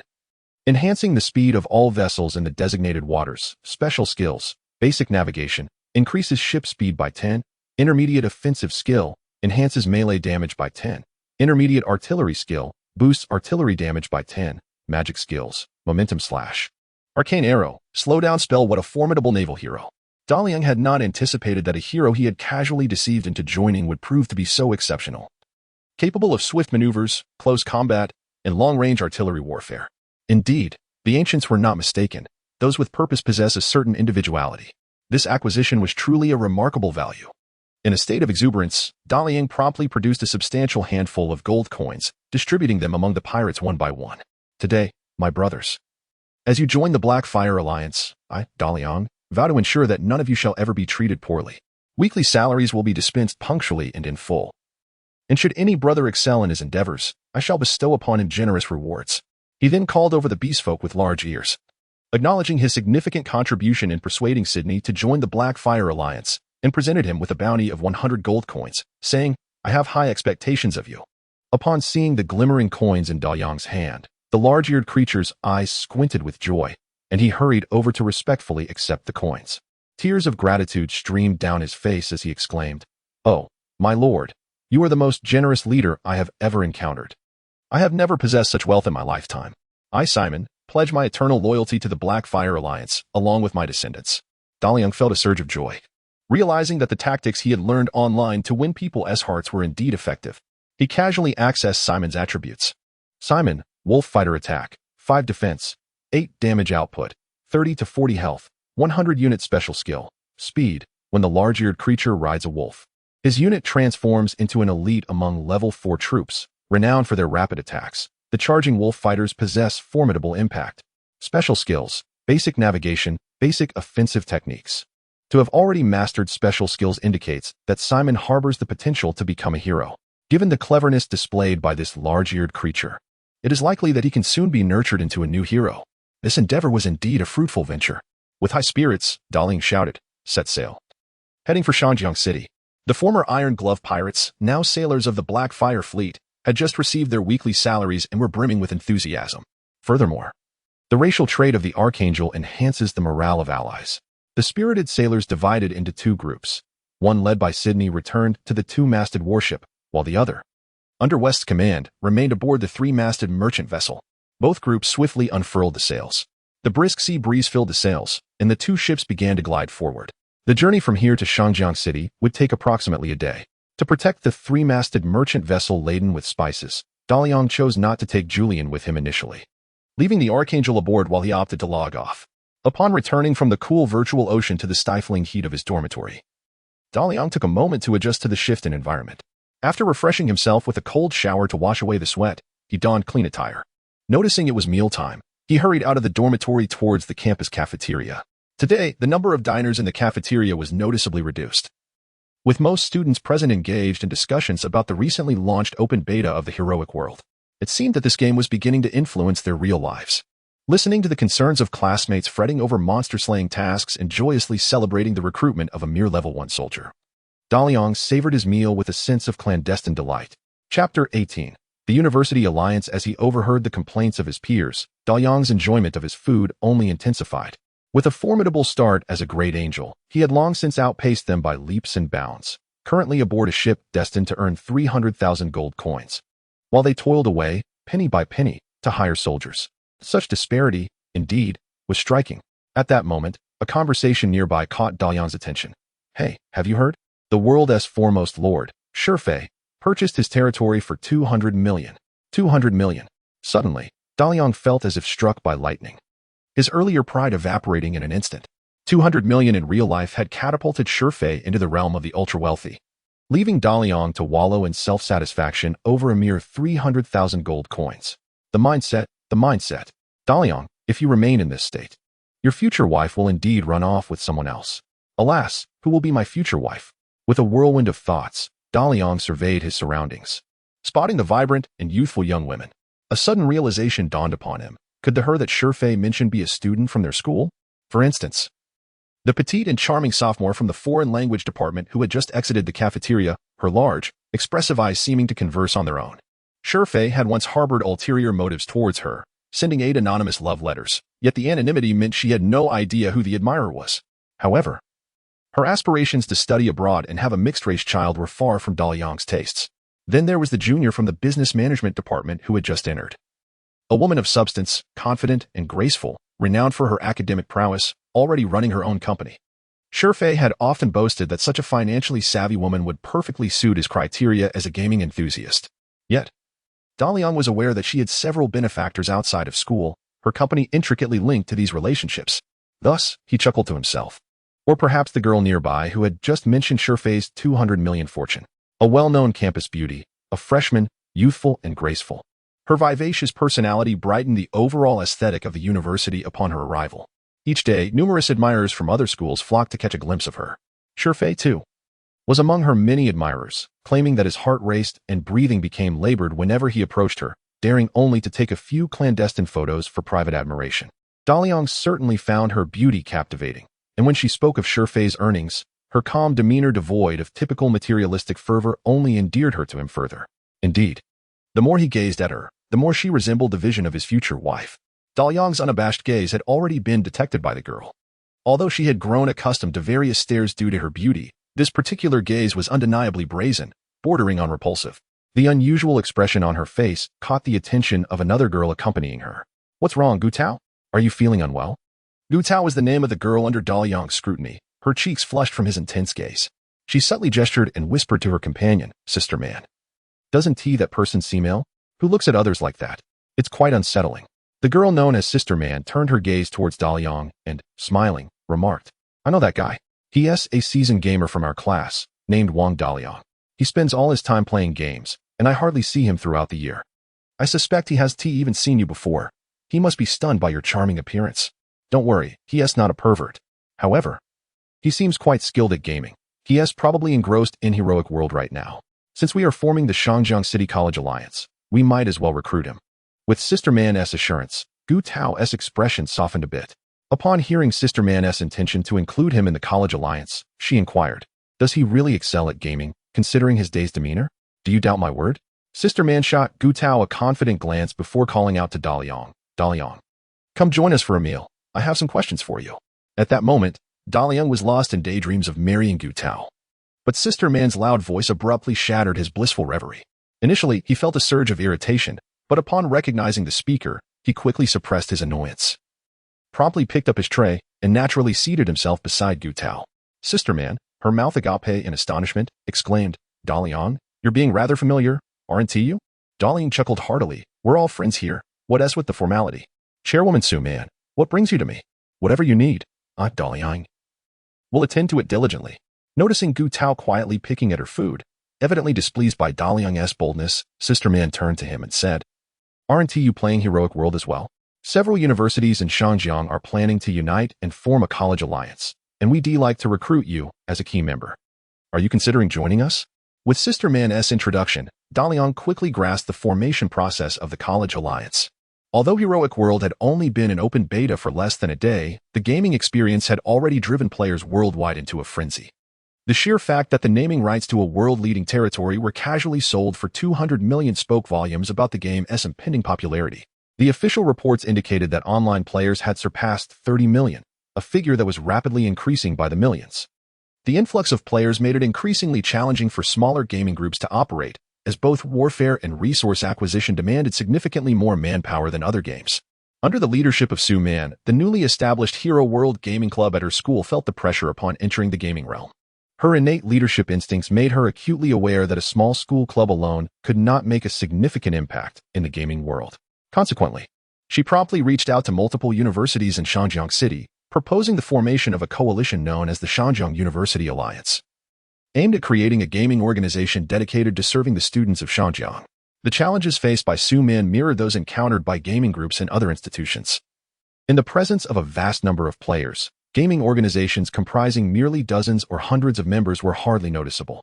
Therefore, collaboration had become an inevitable trend. Su Man's proposal received a positive response from other universities, and an efficient alliance was swiftly taking shape. A newly formed player organization necessitated a unified command structure. In order to secure a position of decision-making authority within the new university alliance, Su Man required substantial support from her peers. Her approach to Gu Tao aimed to enlist the help of this renowned beauty within Shangjiang's academic circles, hoping to attract a multitude of infatuated admirers. Inviting Daliang to join was merely a secondary consideration. Chapter 19. Talashi Daliang remained oblivious to Su Man's intentions. However, he understood the principle that collaboration in gaming exponentially amplifies strength. The position and environment of Heihua Ling dictated that its discovery would require significant external funding and resources. Stagnation and insular development would lead to failure. Furthermore, Daliang suspected that Shufei's machinations within his gaming birthplace were intended to obstruct an encounter with his future wife, implying that her origins were also in Shangjiang. Now, with Shifei having relocated to Hainan for territorial expansion. His rapid progress would not allow him to redirect his focus back to Shangjiang anytime soon. Thus, Daliang recognized that he had already gained a considerable advantage in that region. Additionally, joining the University Alliance would provide an opportunity to gauge Shifei's reaction. Should he respond swiftly, Daliang could narrow his search radius for a partner considerably. Such a splendid opportunity, I must certainly join, Daliang exclaimed. Chairwoman Su, what position could I hold within the University Alliance? Su Man couldn't help but marvel at the allure of a goddess, as this typically solitary gamer, who had never before joined any gaming organization, was so readily drawn into her coalition. First, let us discuss your character class, level, and the types of units you command. She prompted.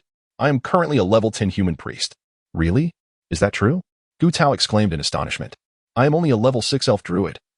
And everyone already thinks my leveling is rapid. To think you have reached level 10 is truly impressive.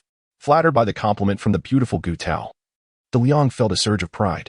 As he turned to her, he was captivated by her exquisite features. Her fair, luminous skin seemed almost delicate, and the playful tiny mole at the corner of her mouth added an endearing charm to her appearance. Under the whimsical machinations of fate, Daliang unexpectedly reached out to pluck a grain of rice from the corner of Gu Tao's mouth, tossing it into his own with a flourish. He boasted. Not too shabby, right? I spent quite some time exploring the game at first. Otherwise, I could have leveled up 5 or 6 more times. Gu Tao was taken aback by Daliang's audacity, momentarily rendered speechless. Su Man, fearing that Daliang might jeopardize her invitation for Gu Tao to join the University Alliance, quickly interjected, You're panting after being called fat. What troops are you commanding now? If you truly possess the capability, I assure you I will advocate for a commendable position for you.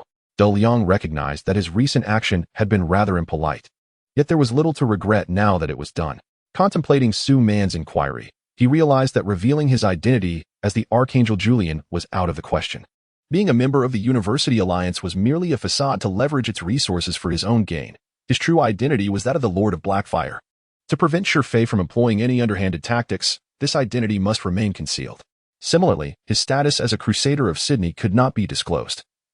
As an 8th-level soldier and hero was exceedingly prestigious. He had refrained from joining any gaming clubs precisely because such organizations were mired in trivial matters. Be it brawling or various activities, devoid of any cunning or strategy, the efforts expended merely served the upper management. Had he unveiled his 8th-level soldier from the outset, he would undoubtedly have drawn undue attention, becoming embroiled in every petty issue, laboring without any tangible benefits. Currently, he possessed a level 4 soldier, a beastman wolf warrior. Should he reveal the highest-tier skeleton soldier, he would surely be overlooked, as Daliang's objective was to secure a position of moderate influence within the University Alliance, one that allowed for cunning and the utilization of Alliance intelligence resources. Simon, the level 4 wolf warrior, was a commendable choice, surpassing the overall caliber of average players, thus showcasing his own competence without attracting excessive scrutiny. Wow, the wolf warrior. I've heard it's the most effective unit among level 4 soldiers, swift and fiercely potent, rivaling even some level 5 soldiers. Noticing that neither of the two seemed particularly perturbed by the earlier incident, Gu Tao refrained from reacting angrily to Daliang's frivolous act. Instead, her admiration for the game left her astonished by the unit Daliang had just disclosed. Ha ha ha, it's just mediocre, Daliang, overwhelmed by Gu Tao's repeated praises, found himself at a loss. What troops are you commanding? Gu Tao lamented. I hadn't anticipated that our Shangjiang city would be the human stronghold in the game. Had I known, I would have chosen the elf race. Currently, I'm situated in Choming City, a level 10 elf city, with all my savings. I can recruit a level 2 centaur captain from the elf race. Having prepared extensively in the early stages of the game, Daliang possessed a fair understanding of various races' units. He offered a professional assessment, saying the centaurs of the elf race are formidable among level 1 and 2 soldiers, belonging to the cavalry category, known for their speed and high attack power. Their drawback, however, lies in their low defense and health, making them susceptible to losses. Your profession is that of an elven druid, a vocation inherently shielded due to its magical nature. However, once the centaur falls, you have witnessed the direct onslaught of enemies. Thus, I propose that you conserve your funds intended for the centaur captain and instead invest in the third-tier dwarven troops of the elven race. Although dwarves possess a slower movement speed, their defense and health far surpass that of the centaurs, with the dwarves safeguarding you in close proximity while you unleash your spells. This combination should prove significantly more advantageous than that of the centaur captain. Dalian's remarks prompted Gu Tao to nod in agreement. You raise a valid point. The Centaur captain has a defense of 3 and a health of 100, whereas the dwarves boast a defense of 7 and a health of 200. Initially, I had planned to recruit the Centaur captain for a robust offensive, but indeed, bolstering our defense seems far more prudent. However, I estimate it will take until tomorrow to accumulate the gold needed to recruit the dwarves. There's no rush. For players like us who aren't affluent, it's imperative to be selective about our troops. Defense will always outweigh offense. If you feel your offensive capabilities are lacking, I shall gift you a level 3 human archer. This way, with 2 ranged units and 1 for defense, you'll have ample resources to progress without incurring losses during this period. Upon hearing Dalian's offer of an archer, Gu Tao was filled with excitement. Wow, that's impressive. To think you would gift a level 3 unit right off the bat. No wonder Sister Man praised your gaming prowess. I shall not hold back. Leveling up as a druid is quite a taxing endeavor. Not at all, my junior sister. I merely possess a slight edge over the average player. Should you encounter any uncertainties in the game, do not hesitate to consult me promptly. My game name is also Dalian. I am called Tealexi. When we enter the game shortly, do not forget to add me as a friend. Certainly. However, I am currently at sea, and it will take some time to return to Shangjiang City, so you will have to wait a few hours for your archer. That's perfectly fine. Coincidentally, I have a quest to attend to as well. Dalian and Gu Tao shared laughter and conversation, inadvertently making Su Man feel like an extraneous presence. Regardless, Gu Tao had already committed to joining the University Alliance, fulfilling her primary objective, and after bidding farewell to the two, she departed. Chapter 20. The Black Fire Fleet. Dining and conversing with a stunning young woman is a delightful experience, especially when both share common interests, allowing for an endless array of engaging topics. After their meal, Dalian escorted Gu Tao back to her dormitory, braving the myriad of disdainful glances along the way. In a tense atmosphere akin to treachery, he stealthily returned to his own dormitory like a cautious mouse. The pressure of walking alongside the campus beauty was immense, making him feel as though he were under the relentless fire of countless machine guns. Fortunately, his defenses were robust enough, and his composure thick-skinned. After 4 years of university life, he had encountered far greater scenarios. Be it that his relationship with your goddess is purely platonic or otherwise, what could you possibly do about it? I intend to refine the lineage of our old Wang family. Is that a flaw? Yet, a twinge of guilt lingered in Dalian's heart, for what if Gu Tao was not to be his future wife? In a way, he felt he was straying in spirit, and the thought was quite thrilling. Upon reaching his own dormitory, Dalian immediately logged into the game. Still adjusting to the ship's swing, he noticed the friend request notifications incessantly blinking on his screen. It is Tao Lishi, also known as Gu Tao. Daliang quickly agreed, and then received a greeting from Gu Tao. Hello, Daliang Shixiang. Please take good care of your little sister in the game. Of course, certainly. Just because you are so sweet-tongued, your brother Liang, will assist you with anything that arises in the game. Thank you, Shixiang. After exchanging a few casual words with Gu Tao, Daliang ended the call. Gu Tao, currently at the beach outside Choming City, raised her staff and cast a magical arrow towards a swamp merman. This beach was bustling with players vying for the monsters that continually spawned from the sea. Gu Tao and her dormitory roommates formed a small team stationed at a spawn point. Being youthful and vibrant girls, the surrounding players refrained from competing with them for monsters. Tower, didn't you say you would hire a centaur captain to enhance our attack power? Why haven't you gone yet? Due to the allure of the elf image, many female players flocked to the elf race, making it one of the most popular races alongside the human race. Gu Tao and her roommates all chose the elf race, and they leveled up and completed quests together in Choming City, providing mutual support. Upon hearing a roommate's question, Gu Tao replied, I just met a senior from my 4th year during lunch. He's already at level 10 with level 4 soldiers, definitely a gaming expert. He advised me against hiring a centaur captain who is prone to dying, suggesting that I save money to recruit defensive dwarves instead. Upon reflection, I agree. We are all elf druids, and our damage output is sufficient to deal with swamp mermen. The only concern is if a large number of mermen spawn and approach us. If we have dwarves to shield us, we will be much safer. Gu Tao's words elicited a chorus of exclamations from her roommates. A senior from the 4th year? Is he handsome? Does he have a girlfriend? Tower, you took so long to return from lunch. You must have spoken with him for quite a while. Could he be your long-hidden boyfriend? Tower, are you planning to leave us and frequently stay out at night? Gu Tao complained. What nonsense are you all talking about? Be composed, please, and stop acting like lovesick fools. We have only just met. The student council president, Su Man, intends to invite him to join the University Alliance. And we merely chatted for a bit. There is truly nothing more to it. Upon Gu Tao's denial, her roommates were calmed. Level 10 with level 4 soldiers? How impressive. No wonder President Su personally invited him. Tower, you must introduce us to him. With such a skilled senior guiding us, we will certainly level up faster. Gu Tao casually continued to cast magical arrows, responding, "Such experts are undoubtedly focused on leveling up. How could they possibly carry us 4 deadweights? However, this senior did promise to give me an archer, which will undoubtedly improve our damage output." "Oh, and you say you have no relationship with him? Just giving away level 3 soldiers like that? Tower, you're quite clever. Stop talking nonsense. We are truly just ordinary friends." "Understood, understood. You are merely ordinary friends." Ha. In the face of her roommate's teasing, Gu Tao couldn't help but recall the moment when Daliang pinched a grain of rice from her lips. Yet, the anger she once felt had dissipated, replaced instead by a hint of shyness. Presently, Daliang found himself in the captain's quarters of a 3-masted merchant ship. Through the rear window, he could see the trail of water churned up by the vessel's passage, once belonging to the lizardman Sulawang. The decor of the captain's quarters was steeped in the style of the swamp tribe, adorned with dragonfly specimens, the skull of a swamp bull, and a large bathtub filled with muck resembling watery excrement. The atmosphere here was truly unbearable once they reached Shanjiang City. He vowed to renovate the ship from top to bottom. After a brief moment of venting, Daliang exited the captain's quarters. The captain's quarters were located on the mid-level of the ship's stern, and upon stepping out, he found himself at the helm. The very place where the direction of the entire ship was commanded, also serving as the bridge for orchestrating the vessel's navigation and combat. From here, one could clearly see the open deck below and the expansive sea ahead.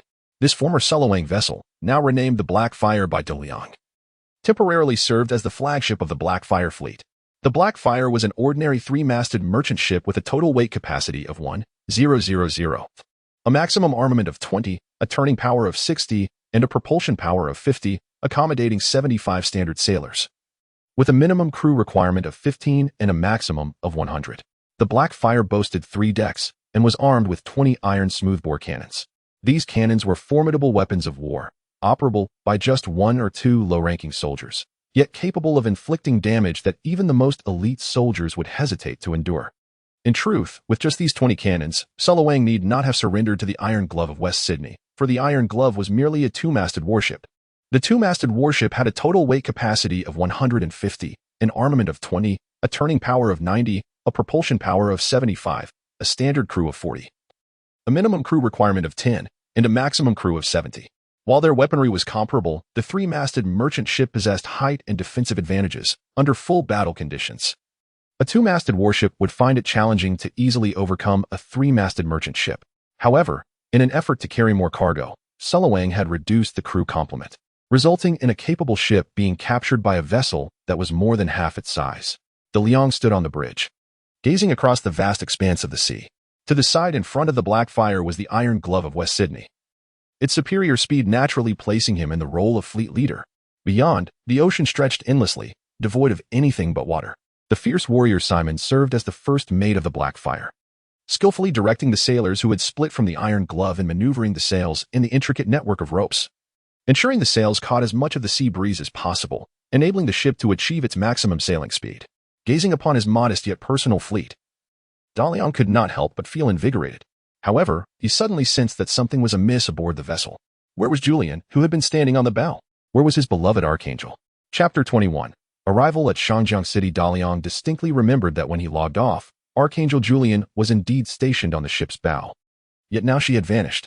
Had she grown bored and taken to the skies? He tilted his head upwards, peering into the azure expanse. But aside from a few drifting clouds and a couple of soaring seagulls, there was nothing in sight. Where could she have gone? Just as Daliang was scanning the area, a voice resonated from behind him. "My lord, are you searching for something?" It was Julian's voice. He swiftly turned around, only to find not the majestic Archangel, but rather a woman clad in knightly armor standing by the captain's quarters. This woman was of similar height to Daliang, adorned in gleaming white armor with a large sword hanging at her waist. However, what truly captivated Daliang was her striking visage. With a Latin allure complemented by the delicate complexion of an Eastern woman, she possessed deep, cerulean eyes reminiscent of the sky, and her golden curls cascaded casually over her shoulders. Goodness, had he unknowingly pleased some deity today? Encountering such beauty consecutively was beyond his wildest dreams. Guidao's spirited charm had already left a lingering impression on him for days, and now he found himself face to face with this breathtaking knight. Although it was evident that she was a character from the game, had not the developers proclaimed that in the realm of gaming, anything is possible? Yet, as he scrutinized her armor and weapon, he could not help but notice the striking similarities to Julian's. the only differences being her physique and the absence of the angel's distinctive wings. Moreover, he was certain that no such figure existed within his fleet. How had she come aboard? Noticing Daliang's scrutinizing gaze, the knightly woman spoke. "My lord, is there something amiss with my appearance?" Indeed, it was Julian. Daliang had confirmed her identity through her voice and exclaimed, "How did you transform into this?" Julian lowered her gaze to her form and finally comprehended the cause of Daliang's astonishment. She explained, "Angels serve as guardians of humanity and frequently traverse between Cloud City and the mortal realm for various reasons. To facilitate the concealment of our identities in the mortal world, each angel assumes a human guise. This is my human form. When in my angelic form, I wear a hood to maintain the dignity of an archangel, which is why you have never seen my true appearance. I have transformed into this human guise for the convenience of traveling by ship. I hope I did not frighten you. How could I possibly hold it against you?" Daliang said, patting Julian on the shoulder where he had once sat. His heart swelled with joy, realizing that the archangel he had so cunningly acquired was indeed breathtakingly beautiful. She possessed both strength and beauty, and was remarkably obedient. "In the future, unless necessary, please refrain from revealing your angelic form. The inhabitants of the mortal realm can be rather timid, and we wouldn't want to frighten any small children. From this moment forth, you shall serve as my personal guardian. Wherever I venture, you shall accompany me. Should anyone inquire about your identity, you will profess to be a crusader." "Yes, my lord." Julian's voice resonated with strength, his erect posture causing his armor to emit a melodious clang. "Now escort me to the Iron Glove. I have matters to discuss with Sydney." In the expansive landscape of the game, teleportation circles are limited to cities, necessitating considerable time for travel to other locales. To alleviate the tedium of players during their journeys, the game has incorporated numerous leisure plugins, allowing players to watch films, browse the web, or engage in minigames.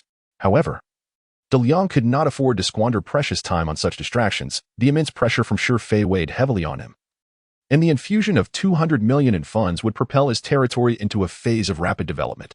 To avoid being left behind, Daliang must swiftly establish the economic framework of the Blackfire domain. The evolution of Blackfire is undoubtedly intertwined with maritime endeavors, and as its lord, Daliang is eager to acquire a plethora of nautical knowledge. He must comprehend the navigation of vessels, the strategies of naval warfare, and the dynamics of maritime factions in their interrelations. Daliang's arrival and thirst for knowledge astonished Ennis, then filled him with excitement. A formidable lord taking such an interest in maritime affairs symbolizes Blackfire's resolute ambition to extend its reach into the ocean. As the inaugural commander of the Blackfire fleet, Sydney undoubtedly yearned to witness the lord's commitment to maritime pursuits. Thus, upon Daliang articulating his intentions, Sydney promptly unfurled a nautical map, meticulously placing various models upon it. Naval warfare is inextricably linked to aerial combat. To forge a powerful fleet, one must first possess formidable aerial capabilities, followed by the performance of warships, the caliber of personnel, and the quantity of artillery. With a great archangel at his disposal, the Lord already possesses a solid foundation for establishing a fleet. The lengthy voyage was gradually traversed through dialogue, yet Daliang had never genuinely dedicated himself to studying a single subject since entering university. The map was increasingly adorned with lines representing various scenarios, while models were repeatedly arranged. Sydney unveiled a glimpse of the ocean's vastness to Daliang, who felt akin to a child standing at the foot of a towering mountain. A single day could not suffice for Daliang to master all maritime knowledge. Yet Sydney's instruction had to pause momentarily. With the increasing encounters of vessels, the city of Shangjiang was now within sight. This city stands as the pinnacle of the game's primary world, its continuous architecture as magnificent and grand as its real-world counterpart, encompassed by extensive walls. The human capital is alive with countless griffins soaring through the sky, and above the city lies a projection of a cloud city, known as Cloud City, where hymns resonate with angelic blessings, casting sacred light over the entire realm. On the sea beyond Shangjiang, innumerable sails blanketed the waters, creating an awe-inspiring panorama. This locale harbors the busiest port in all of East Asia, situated at the estuary of the Yangtze River, the longest and largest river system in Asia. Following this grand waterway, goods can be transported deep into much of China. To safeguard the prosperity and security of maritime trade, Shangjiang City boasts a formidable navy. As they approached Shangjiang City, Sydney commanded the fleet to slow down, endeavoring to evade the patrol vessels of the Shangjiang Navy.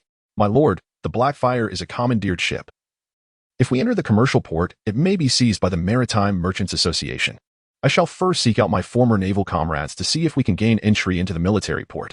In such a case, the Maritime Merchants Association would dare not approach the military port of Shangjiang. Go ahead, but be cautious. If the situation turns dire, raise the alarm. Julian and I will come to your rescue. Thank you for your concern, my lord. As long as I do not encounter those sprites from the Choming fleet. The other Shanjiang fleet personnel should not trouble me. Chapter 22. Displaying power during his conversation with Sydney, Daliang learned that the Shanjiang fleet, while vast, was not a monolithic entity. The principal force of the Shanjiang fleet is the human-led Pudong fleet, which oversees the elven-controlled Choming fleet, the academic faction's Baoshan fleet, and the swamp-dwelling Nanhui fleet. Among these three subfleets, the Choming fleet, governed by elves, is the most formidable. Choming City, located on Choming Island, operates independently, although it, along with the other 6 subordinate cities, falls under the jurisdiction of Shanjiang City. It has long since drifted to the periphery of the system. To prevent Choming City from seceding and inciting turmoil across the entire Shanjiang region, Shanjiang City has consistently adopted a conciliatory approach towards these unruly elves. The root cause of Sydney's departure from the Shanjiang fleet lay in his offense against the elves of Choming City. He confiscated an elven smuggling vessel whose owner was a relative of the admiral of the Choming fleet. In summary, should the Blackfire fleet encounter the patrol vessels of the Choming fleet, it would spell considerable trouble. Sydney took a transport skiff to advance into the waters ahead. Drawing on his familiarity with the deployments of the Shanjiang fleet, he soon attracted a patrol fleet comprising 2 brigantines. The flags on the warships and the personnel on deck indicated their allegiance to the Pudong fleet within the Shanjiang fleet. Upon seeing Sydney, a former colleague, the human officers were elated. Upon learning that Sydney had pledged loyalty to a powerful lord, they extended their congratulations. Honorable Lord, we are immensely grateful for your patronage of Sydney. He is the most magnanimous individual in the Shanjiang fleet and a friend to us all. We invite you and your fleet to dock at the Pudong military port, which will alleviate many of your troubles. Drawing from prior gaming experiences, Daliang seized the opportunity to forge alliances despite his dwindling resources. He generously distributed gold coins as tips to the crew of the 2 patrol ships. Such a bountiful lord further delighted the sailors, who then turned their warships to guide the Blackfire fleet, ordering all encountered merchant vessels to divert their course. In these waters, the Shanjiang fleet wielded absolute authority. Soon, Daliang's fleet was ushered into the Pudong military port. To be precise, it was not within the inner confines of the military base, as such strategic areas are not accessible to the public. The vessels docked at a pier on the periphery of the military port, which, while not officially part of it, fell under the watchful eye of the Pudong military security forces. The captains permitted to dock here all maintained, to varying degrees, affiliations with the Pudong fleet, and the activities conducted here were closely linked to smuggling and illicit goods. This location served as a gray area within Shanjiang City, functioning as a small treasury for the Pudong fleet, tacitly accepted by both the military and maritime trade associations of Shanjiang City. Sydney claimed he could sell this batch of spices for 300,000 gold coins, a feat made possible by his connections within the Shanjiang fleet and at this dock.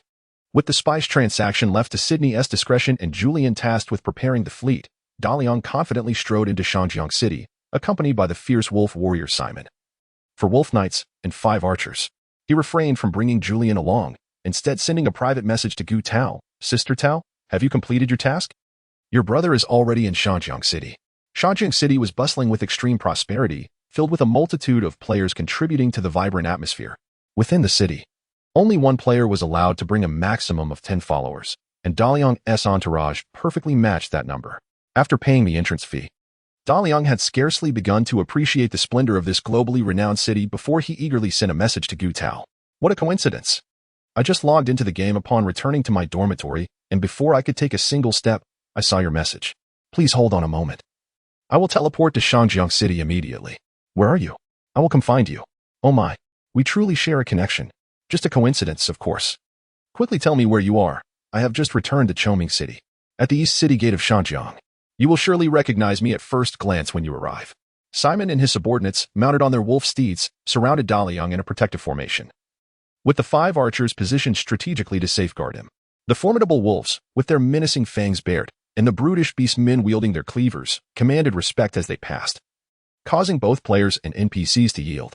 Daliang boldly occupied the center of the main thoroughfare. Only a day had passed since the game's public release, making it exceedingly rare to encounter someone with such a formidable assembly. Listening to the hushed whispers of admiration from surrounding players and feeling the waves of reverent gazes, Daliang's vanity was greatly gratified. Here he awaited the arrival of his companion. He wondered what expression would adorn Sister Tao's face upon seeing him with such a retinue. Perhaps she would swoon at his bravery and charm, like a docile kitten leaping into his embrace. Haha. Now you understand why I didn't bring Julian, right?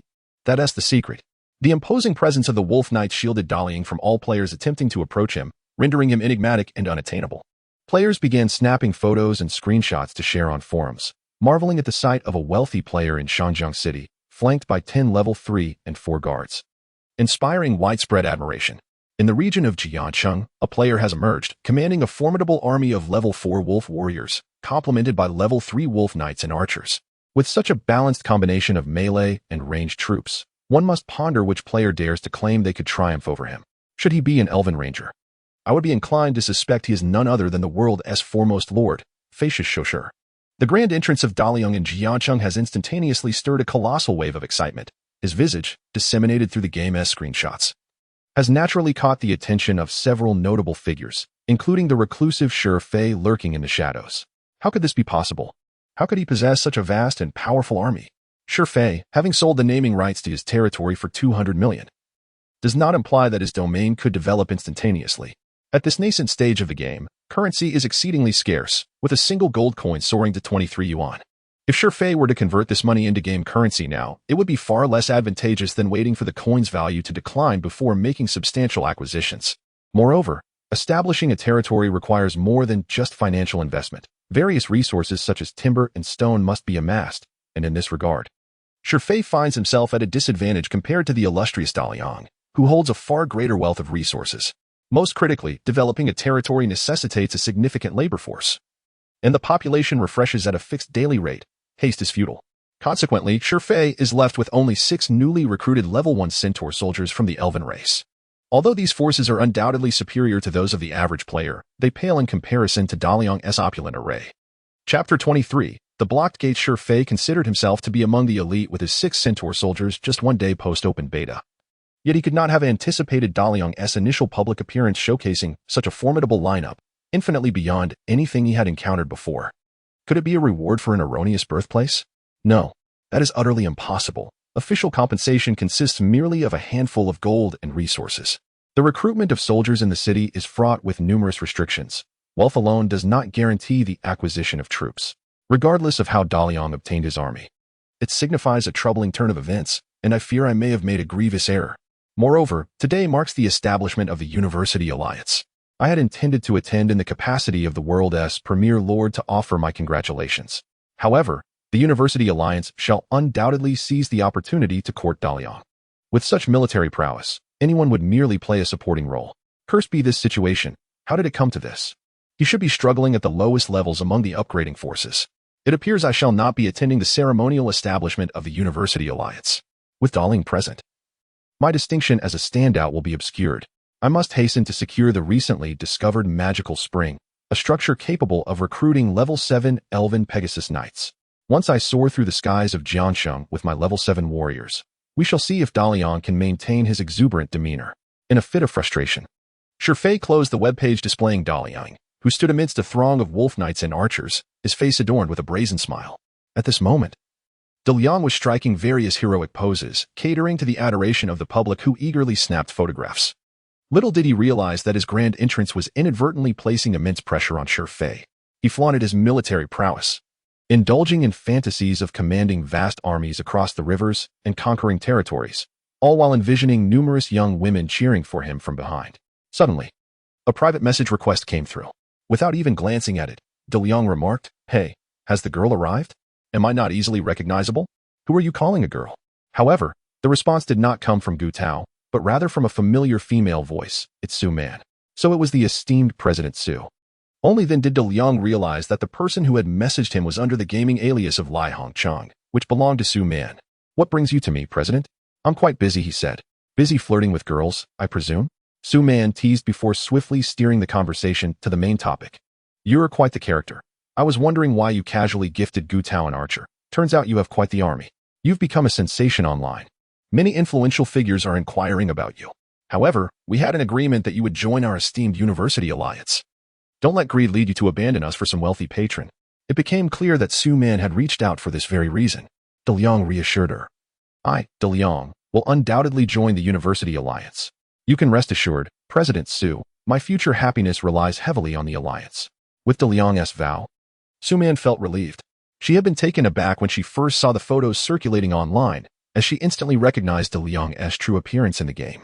A collection of 10 level 3 or 4 soldiers is indeed a formidable sight, making him a prime target for major player factions eager to recruit him.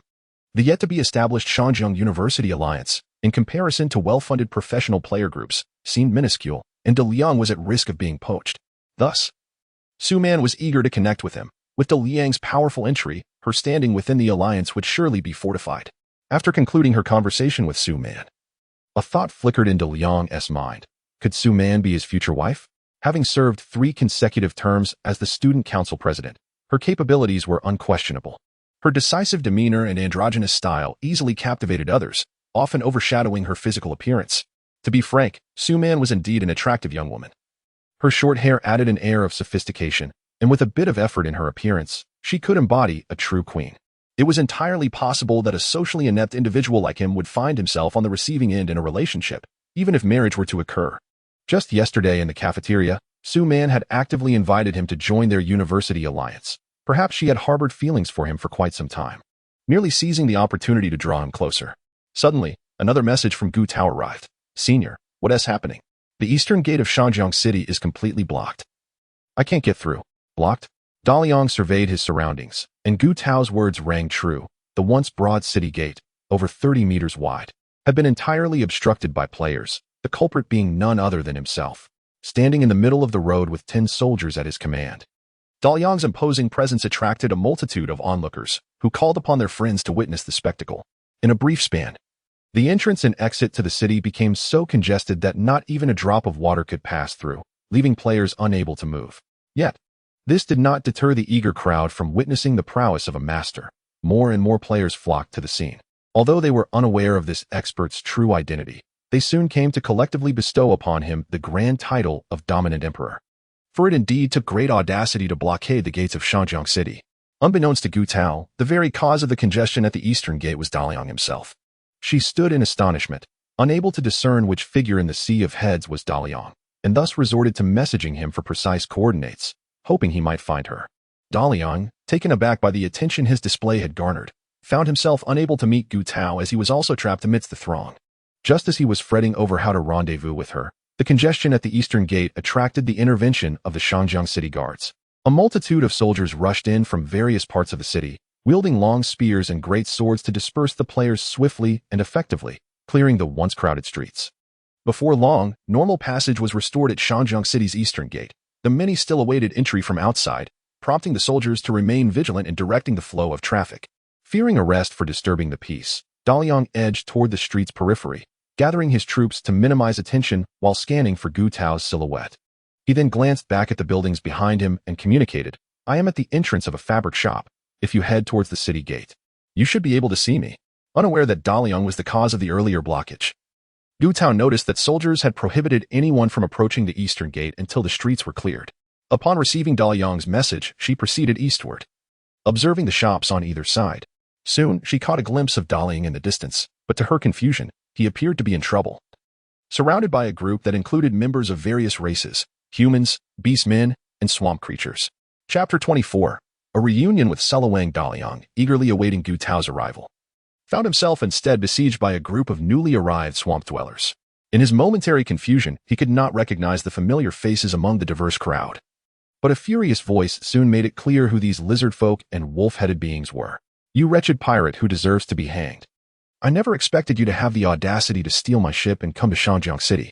The creatures of the swamp were none other than Su Luang's gang, who had been robbed by Daliang. They were rescued by a passing fleet while adrift on a lifeboat and subsequently arrived at Shanjiang City with them. Due to differing routes, Su Luang arrived slightly later than Daliang, but he was utterly unprepared to encounter him standing by the roadside upon entering the city. Noticing the absence of the Archangel beside Daliang, Su Luang, intent on reclaiming his ship, immediately encircled Daliang with his crew and summoned the garrison of Shanjiang City nearby.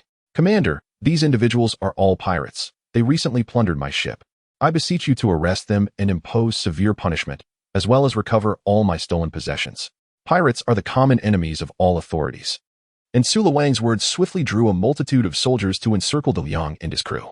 However, the garrison did not apprehend Daliang based solely on Su Luang's accusations. Instead, they courteously stated, Esteemed guest, since someone has leveled accusations against you.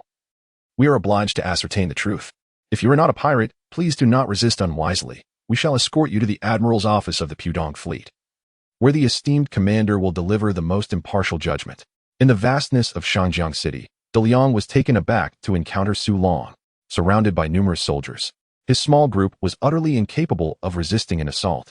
However, since the garrison had not acted aggressively but intended to take him to the Pudong fleet, there existed a glimmer of hope due to his connections with Shini. Moreover, being taken to the Pudong fleet would bring him closer to Julian. He believed that even in the event of a confrontation, an Archangel would possess the capability to carve a path through the throng and escape to the sea. It was merely unfortunate that his ship laden with spices and many newly recruited outstanding subordinates would likely meet their demise here. Indeed, in his elation, he had grown somewhat reckless, having enjoyed a smooth journey thus far. Under the vigilant watch of the garrison, Daliang obediently followed Simon and the others out of Shangjiang City, making their way toward the Pudong military harbor. Along the way, Daliang received an inquiry from Gu Tao, expressing concern. "Senior brother, what has transpired? Why are you being escorted by the garrison of Shangjiang City?" Daliang replied, "It's nothing, probably just because your brother Liang, recently blocked their city gate. Do not worry, this minor issue will amount to no more than a fine. However, I cannot provide you with bowmen at this moment. I will seek you out once I have resolved this matter." Gu Tao, watching the group gradually distance themselves from the city gate, responded with a hint of worry. "As long as you are fine. About the bowmen, just be careful. If you need anything from me, do not hesitate to ask." "Understood, thank you." Under the watchful eyes of the garrison, Daliang and Su Luang's gang entered the Pudong military harbor of the Shangjiang fleet. Here lay one of the largest fleets in the world, with various warships filling the expansive harbor. There were dual-masted vessels for daily use, as well as super battleships with decks over 100 meters long capable of carrying dragons and angels. The towering masts pierced the sky, making the air above the harbor reminiscent of a forest. Upon entering the harbor, Su Long and his companions were immediately intimidated by the intangible pressure exuded by the fleet, rendering them incapable of any disrespectful actions. Even the large-eared creatures, known as Simon, shrank back, unable to meet the gaze of the formidable ships surrounding them. Only the archers maintained their composure, as they were originally part of the naval forces here, yet were reluctantly compelled to follow Sydney into piracy. The envy evident in the eyes of the onlookers revealed their yearning to return to this place. Suddenly, Daliang found himself regretting his promise to Gu Tao to gift her an archer. He had always treated these soldiers as his personal possessions, neglecting the fact that they each harbored their own emotions. It seemed he could only concoct an excuse to retract his promise and offer Gu Tao an alternative compensation. What excuse could he possibly devise? The fate of these soldiers leaving this place alive remained uncertain. As he walked behind the soldiers, Daliang utilized his lordly authority to contact Archangel Julian, instructing her to prepare for battle and be ready to storm the Pudong naval port to rescue him. Simultaneously, he informed Sydney of his situation, urging him to leverage his connections to resolve the current crisis. To his astonishment, the master had encountered that group of swamp dwellers. What a coincidence! They were now being escorted to meet the admiral of the Pudong fleet, a precarious situation indeed. When he had been with the Pudong fleet previously, he hadn't even been deemed worthy to meet the admiral, let alone now.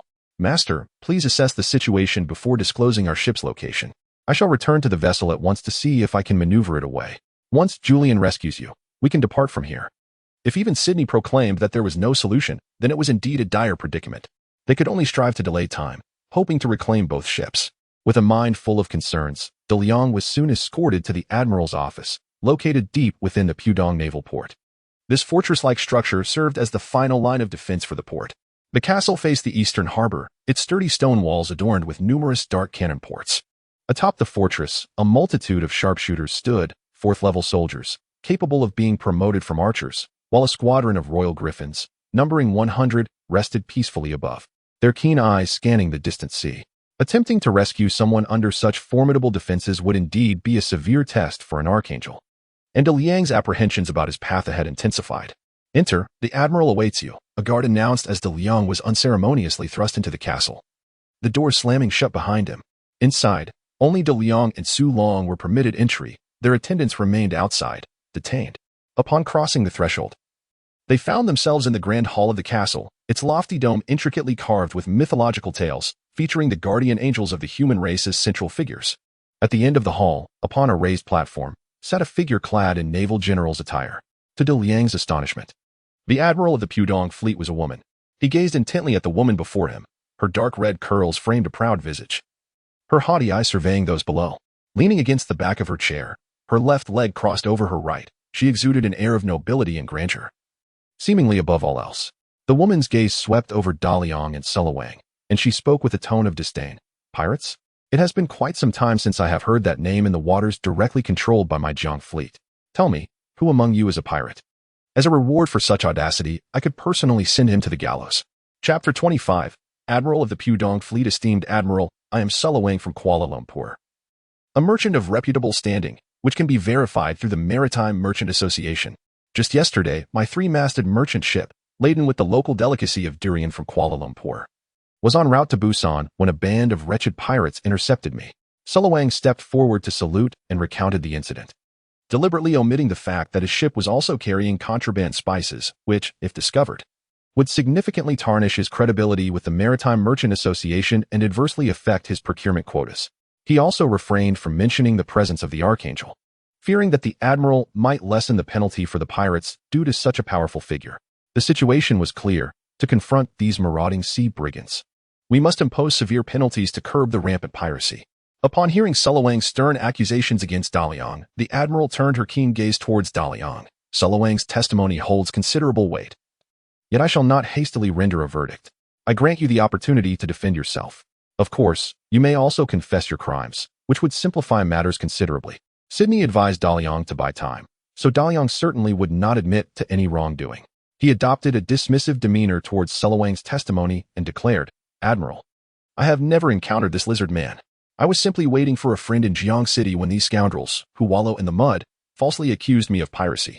This is undoubtedly a frame-up. It is absurd that these lizard men would accuse a lord of robbing them of their durians. You are a lord? Daliang's self-identification finally piqued the Admiral's interest. Indeed, I possess a private territory overseas, Daliang replied, presenting the emblem that signified his noble status. As a lord, I am equally committed to upholding fair maritime order. How could I possibly resort to such despicable acts as robbing a ship for a mere cargo of durians? I do not comprehend why this lizard man has wrongfully accused me, but such behavior must be met with severe punishment. Daliang, portraying himself as a victim, vehemently condemned Wang's actions, his expression and rhetoric strikingly fitting, resembling a righteous lord wrongfully ensnared in a vile trap. The Admiral found herself at a loss as to whom to believe. Surely, a lord's identity cannot be as cheap as a shipload of durians. Wang, if you cannot produce substantial evidence, I shall consider you to be insulting a noble lord. You should be aware of the consequences you face under the law of counterlibel. Counterlibel entails imposing upon the accuser the punishment that should have been meted out to the falsely accused. Wang accused Daliang of being a pirate. Should the Admiral deem his accusation to be false, he would face execution by hanging for the crime of piracy. The threat to his life compelled Wang to disregard the credibility of the Maritime Merchant Association.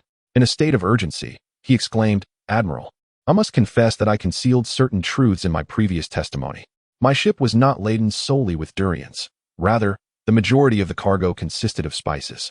It was these very spices that incited the Lord's avarice, leading him to cast me off the vessel and seize all my belongings. That large-eared fiend outside the castle discovered my spices, along with a pirate from Sydney, who was once a crusader. The ship and cargo they plundered must be at some dock. If you command it, I am certain we can locate them. Once we find the ship, it will substantiate my claims. Wang's words prompted deep contemplation from the Admiral, and silence enveloped the hall as all awaited his final decree. After a moment, the Admiral spoke. In Jiang City, there are 4 commercial ports, each harboring thousands of merchant vessels. If we include the temporary docks, the number of ships becomes unfathomable. Do you expect me to mobilize the entire Pudong fleet to search for a merchant ship that may or may not exist? I believe this matter concludes here. I shall refrain from informing the Maritime Merchant Association about your smuggling of spices. Consider your unfortunate encounter with pirates a lesson learned. Remember, when transporting valuable cargo, ensure to hire escort warships rather than risk it for the sake of saving costs. You may leave now. Desperate for one last chance, Wang attempted to plead, but was met with the Admiral's impatient rebuke. You should feel fortunate that I have not punished you for falsely accusing a lord. Do not prolong my time. If you wish to continue your accusations against this lord, first locate your stolen ship. Find the ship? How can I? Wang thought, as the Admiral had just stated that thousands of vessels were docked throughout the Shanjiang region, with only a crew of 20. He had no hope of identifying his ship among such a multitude without the assistance of the Shanjiang Navy. Sensing the Admiral's wrath, Wang dared not linger and departed the castle, swallowing his grievances. Now, only the Admiral and Daliang remained in the Grand Hall. Daliang had already sensed the recent shift in the Admiral's demeanor, but could hardly fathom that this powerful figure would unexpectedly favor him. However, the Admiral soon provided clarity. Sydney. I spoke of this Crusader captain. The order to dismiss him from the Pudong fleet was signed by me. It was my command to suppress smuggling activities within the Chongming fleet, and he acted correctly. Yet, in power struggles, there are always sacrifices, and unfortunately, Sydney investigated a vessel he should not have. Is he well now? Daliang inquired. To his relief, he learned. Sydney has now joined my Blackfire faction and serves as my chief in the fleet. Daliang initially sought to leverage the opportunity to forge a closer bond with the Admiral. However, he was taken aback by the immediate chill in her demeanor. That Suruwan could utter Sydney's name suggests that his ship has indeed been seized by Sydney. Your admission of Sydney as your subordinate further affirms your identity as a pirate. Can you fathom my next course of action? Shall I summon the guards at once and have you swiftly delivered to the gallows? He found himself ensnared in a trap. Daliang had not anticipated that the Admiral's earlier words were a bait, enticing him to acknowledge his connection to Sydney, thereby compelling him to accept his identity as a pirate.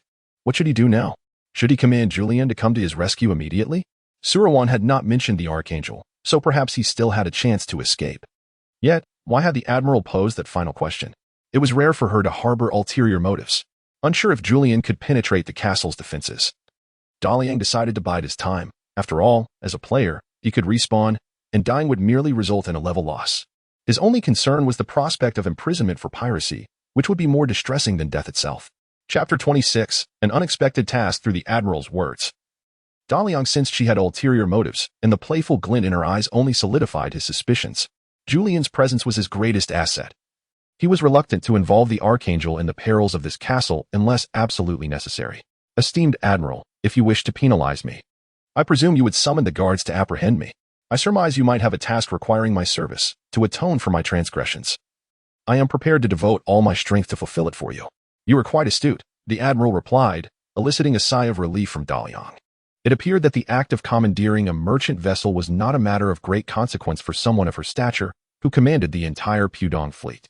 Perhaps she possessed formidable strength, otherwise, Sydney would not have chosen to serve under her, given her past as the captain of the Pudong fleet and an esteemed Crusader commander. I have a task that suits you perfectly. Should you succeed, I shall overlook your transgressions, along with some unexpected rewards awaiting you. Indeed, he had deduced correctly. The prospect of a task personally assigned by the Admiral of the Pudong fleet was undoubtedly one of considerable value, adhering to the rules of the game. Daliang was astonished that being captured as a pirate could lead to such benefits, and he responded with enthusiasm, Please, Admiral, assign me the task. I, Daliang, shall certainly execute it splendidly for you. Do not be hasty. Allow me to complete the details of the task before you decide to accept, the Admiral said, revealing a mysterious smile. You should be well aware that the entire Shanjiang city is currently facing a significant crisis. Shanjiang city is a stronghold of the human race, ruled by His Majesty, the King of the Eastern Sea. Surrounding this city are 7 other cities belonging to various races, each under the governance of 7 marquises, who are vassals of the Eastern Sea King. This relationship has historically been quite stable. However, in recent years, these subordinate cities have shown signs of instability, particularly Chongming City. Controlled by the elves, they have begun to defy His Majesty's commands, secretly stockpiling resources and augmenting their military forces. This is not a favorable phenomenon, for if we neglect Chongming City, it may incite repercussions across other sub-cities. It is entirely plausible that a large-scale insurrection could erupt in Shanjiang City in the near future. Daliang, who had numerous speculations regarding the mission, was taken aback by the Admiral's words. Surely you do not intend for me to assault Chongming City? This must be a jest. I would never send you to attack Chongming City, for it still nominally belongs to Shanjiang City, and moreover, you lack the strength to launch such an assault. In fact, akin to what I had earlier instructed Sydney to do. Covert confrontations between Shanjiang City and Chongming City have already commenced. Our Pudong fleet has been actively targeting the smuggling operations of the Chongming fleet to curtail their gray financial sources. Recently, a subordinate dispatched to monitor the Chongming fleet reported a peculiar occurrence. In the waters east of Shanjiang City, there are thousands of islands, some of which are inhabited, though the majority are desolate. The city has shown little inclination to expend resources on these insignificant islands. However, not long ago, a captain from the Pudong fleet, during a patrol for smuggling, stumbled upon something unusual. The Chongming fleet was transporting soldiers and supplies to an island known as Feichen Island. Feichen Island spans merely 1 kilometer. devoid of fresh water, unsuitable for docking vessels, and positioned off the shipping routes, rendering it devoid of any strategic significance. While it might be understandable for the Chongming fleet to establish a lookout there, the considerable garrison raised my concerns. After all, during these times, as a potential maritime adversary, I must be acutely aware of the movements of the Chongming fleet. Thus, I dispatched personnel to infiltrate Feichen Island to ascertain the intentions of these sprites. However, the defenses there were exceedingly stringent, making it impossible for my people to enter or conduct a comprehensive search without heightening the already taut nerves between both parties. Therefore, I require an external force to uncover the truth. What is it about Feichen Island that warrants such intense scrutiny from Chongming City? Bear in mind that this is an unconventional mission. Any actions you undertake near Feichen Island bear no relation to our Pudong fleet. In fact, should a conflict arise on Feichen Island, I shall still send a fleet to provide support. Clearly, this mission entails Daliang assaulting an island heavily guarded by the Chongming fleet. Should Daliang succeed in breaching their defenses, it would be fortuitous, even if he fails. The Pudong fleet could seize the opportunity to land on Feichen Island under the guise of providing assistance. At that juncture, regardless of the process, the beautiful admiral before me would be enlightened about the activities of the Chongming fleet on that island. In this mission, Daliang is merely a pawn. A bomb thrown into the fray. If he can eliminate the opposition, all the better. Even if he cannot, the Pudong fleet will still storm in under the pretense of concern. Upon realizing the role he was cast into, Daliang understood that his fate would undoubtedly be dire. Could I decline this fate? The admiral nonchalantly remarked, "Of course, you can. However, you will be prosecuted for piracy. The vessels docked near the military port, along with your subordinates, will be seized by me. I may even dispatch my fleet to seek out your territory. And I doubt the King of the East Sea would mind acquiring an additional piece of land." She was astutely aware of the ship's location. Naturally, having learned of Denny's existence, she would also know where West Denny would anchor the vessel. At present, both his life and that of his subordinates lay in the hands of this admiral. Daliang had no alternative but to accept this mission. Very well. I shall take on this task, but what benefits do I stand to gain? Determined to accept the mission, Daliang began to negotiate with the admiral. To launch an assault on an island controlled by Chongming City, I must mobilize all my soldiers, and it is highly likely that my entire army will perish there. Without adequate compensation, dying here would result in lesser losses for me. Upon hearing Daliang's agreement, the admiral readily responded. A privateering certificate issued by the Pudong fleet will protect your ship at sea, allowing it to dock at ports under Pudong fleet's control. Your goods can enter the market at standard prices. Additionally, I shall provide you with 1 3-masted warship and 3 2-masted warships. These vessels are sufficient to organize a formidable naval force. The privateering certificate is indeed a valuable asset, allowing Daliang's fleet to legally plunder, with the spoils fetchable at standard market prices rather than heavily discounted rates. For instance, the spices he currently possessed, valued at 500,000 gold coins, could, through West Denny's connections, be sold for a maximum of 300,000 gold coins. However, with the privateering certificate, he could sell them at their full value of 500,000, an irresistible proposition. Moreover, the warships would enable Daliang to establish a powerful pirate fleet. Nevertheless, in the spirit of negotiation, Chapter 27, empty-handed yet deceptive. For such a small island, the beautiful admiral was willing to offer such generous rewards, indicating that the Chongming fleet had exerted considerable pressure on her. Thus, demanding a bit more in return is the hallmark of a competent player. Daliang said, "While the rewards you have offered are indeed substantial, I have a modest request. My territory remains quite weak, lacking sufficient airborne units and long-range suppression forces. Therefore, I hope you might graciously provide me with some royal griffins and priests in advance." Griffins are the 5th-tier units of the human race and the only aerial units aside from angels, fulfilling all airborne roles in battles where angels do not engage. They are fierce and numerous, ferociously attacking any enemies that approach them, making them the most effective units in the human army, hence their status as a symbol of humanity. Royal Griffins are the upgraded version of Griffins, classified as 6th-tier units, primarily tasked with descending upon the enemy's rear or center to disrupt their formations with their ferocious assaults. Priests, on the other hand, are the upgraded units of the 9th-tier monks, belonging to the 10th-tier category and representing the second type of ranged unit within the human race. The cost-effectiveness of the priest is far inferior to that of the 4th-level sharpshooter. Thus, these casting units do not hold a prominent position within the human army and exist in a state of mediocrity among similarly ranked troops. However, in naval combat, within the confines of a ship's limited space, an equal number of priests would undoubtedly surpass an equal number of sharpshooters. Moreover, the primary objective of the priest is, in fact, to train magical sorcerers. The admiral furrowed his brow and remarked, Is it not against protocol to request additional rewards before completing the task? The lack of a direct refusal suggested that there was room for negotiation. Daliang explained, given that this mission possesses unconventional attributes, we should not restrict it by ordinary standards. Surely you wish to ascertain what the elves are doing on Flying Dust Island. Thus, enhancing my strength would, in turn, bolster the probability of mission success. You intend to seize the opportunity amidst the chaos when I engage the garrison of Flying Dust Island. Yet one must also consider the response of the Chongming fleet. If Flying Dust Island holds significant importance to Chongming City, will they allow your fleet to intervene smoothly? Daliang assessed the likely reaction of the Chongming fleet. It was clear that once the battle on Flying Dust Island commenced, the elves would strive to prevent the Pudong fleet's involvement. The admiral's desire to infiltrate the island amid the turmoil did seem somewhat naive. Very well, I can provide you with some additional troops in advance. However, the priests and royal griffins cannot be allocated to you. I can offer you 5 monks and 15 griffins. They should enhance your aerial capabilities and long-range offensive strength. Additionally, I shall personally gift you a royal griffin mount, which represents the utmost support I can extend. Should you desire further assistance, I may reconsider who is to undertake this mission. Acquiring 20 additional troops and a mount was indeed a delightful surprise for Daliang, who expressed his gratitude, saying, I am immensely grateful for your generosity, Admiral. I shall endeavor to bring you news from Flying Dust Island promptly.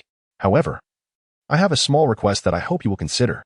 He continued, as you are aware, I currently have a ship laden with spices docked near the Pudong military port. I would appreciate it if you could grant me temporary rights to the privateering license to sell this batch of spices. After all, I am in dire need of funds to arm my troops, and this should be a relatively simple matter for you. Allowing these goods to enter the legitimate market would be quite straightforward for the Pudong Navy, as they are also engaged in covert dealings, with quantities far exceeding a single ship of spices. Very well, the Pudong fleet will purchase your spices at the regular market price. You may proceed with your preparations. I expect you to complete this task within a week. Otherwise, I shall issue a warrant for your apprehension throughout the territory. Upon exiting the Admiral's office, Daliang felt an entirely transformed mood, as if a brilliant future beckoned him. Ha ha ha, it is fortunate that Sullivan did not mention having a great angel, or else I would not have so easily acquired such bountiful resources. Flying Dust Island? A small island, scarcely a kilometer in diameter, could accommodate a significant number of troops. With the might of the Archangel, a single assault could bring it to its knees. In such a scenario, I would possess ample resources, wealth, personnel, and vessels, allowing me to traverse the vast expanse of the East China Sea with unchallenged authority. Those who dared to defy me would find themselves utterly vanquished. Accompanied by Simon and his loyal followers, the proud Daliang strode out of the Pudong naval port, making a swift turn to return to the dock where his ships awaited. There, he beheld Sydney, flanked by a band of pirates, vigilantly guarding 2 vessels while observing a cluster of griffins and several monks below deck. Meanwhile, Julian stood impassively on the bridge of the Black Fire, his hand resting on the hilt of his sword, poised to unleash the Archangel's wrath at a moment's notice. The speed at which the soldiers promised by the admiral of the Pudong fleet arrived was astonishing. It seemed she had long been aware of her ship's precise location. Daliang reminded himself to exercise greater caution in future dealings with the charming admiral. Upon his arrival, a leading monk approached him, bowing respectfully, and introduced himself as Vincent. Esteemed Lord Daliang, he said, my companions and I have been commanded to serve under your banner. It appears our inclusion will significantly bolster your military might. Daliang detected a hint of resentment in Vincent's tone, which he could comprehend. These once promising regular soldiers were now to be integrated into a motley crew, and understandably, they felt a twinge of dissatisfaction. Moreover, having witnessed the capabilities of Daliang's forces comprising primarily low-ranking soldiers, with only a few swordsmen of note, this had undoubtedly inflated their pride. However, Daliang had no time to reorganize these newly recruited troops. The first-tier magical guild in his territory had completed its construction, yet a shortage of timber had stalled progress. He needed to swiftly convert the wealth acquired from spices into resources for transport back to the Blackfire territory. As for the monk's pride, there would be ample opportunity to address that upon their return. Upon learning that the griffins and monks were all newly recruited under Daliang's command, Sydney's eyes sparkled with admiration. The Lord's ability to weave such a masterful scheme was truly remarkable. From their initial encounter with each person accompanied by an angel to now commanding 2 ships and a formidable contingent of troops in a little over a day was nothing short of extraordinary. As he organized the newly recruited soldiers to board the ships, a majestic royal griffin descended gracefully from the sky. This creature, a meticulously selected and trained specimen from the royal griffins, was gifted to Daliang by the admiral of the Pudong fleet. To effectively command griffins in battle, one must ride a royal griffin, Otherwise, these proud beasts often infuse their own interpretations into the orders given. Chapter 28. The establishment of the University Alliance. The regal griffin alighted upon the deck, its piercing cry momentarily silencing the onlookers, each captivated by the exquisite creature, their imaginations igniting with visions of what it would be like to ride upon its back. The royal griffin has now been placed under the command of Daliang. As Daliang prepared to take a leisurely flight over the sea, he discovered that his inbox was already inundated with a myriad of messages, predominantly from Gu Tao, with a few from Su Man Hunter in red. What is Daliang up to? The founding conference of the University Alliance will be held in the plains west of Shangjiang City. Aren't you nearby? Hurry and come. Your recent reputation from the East Gate could bolster our momentum and inspire our peers. Where are you? The conference is about to commence. Why have you not responded? Peach Blossom, senior brother, are you all right? Why the silence? Have they imprisoned you? Where could they possibly confine you? I shall find a way to rescue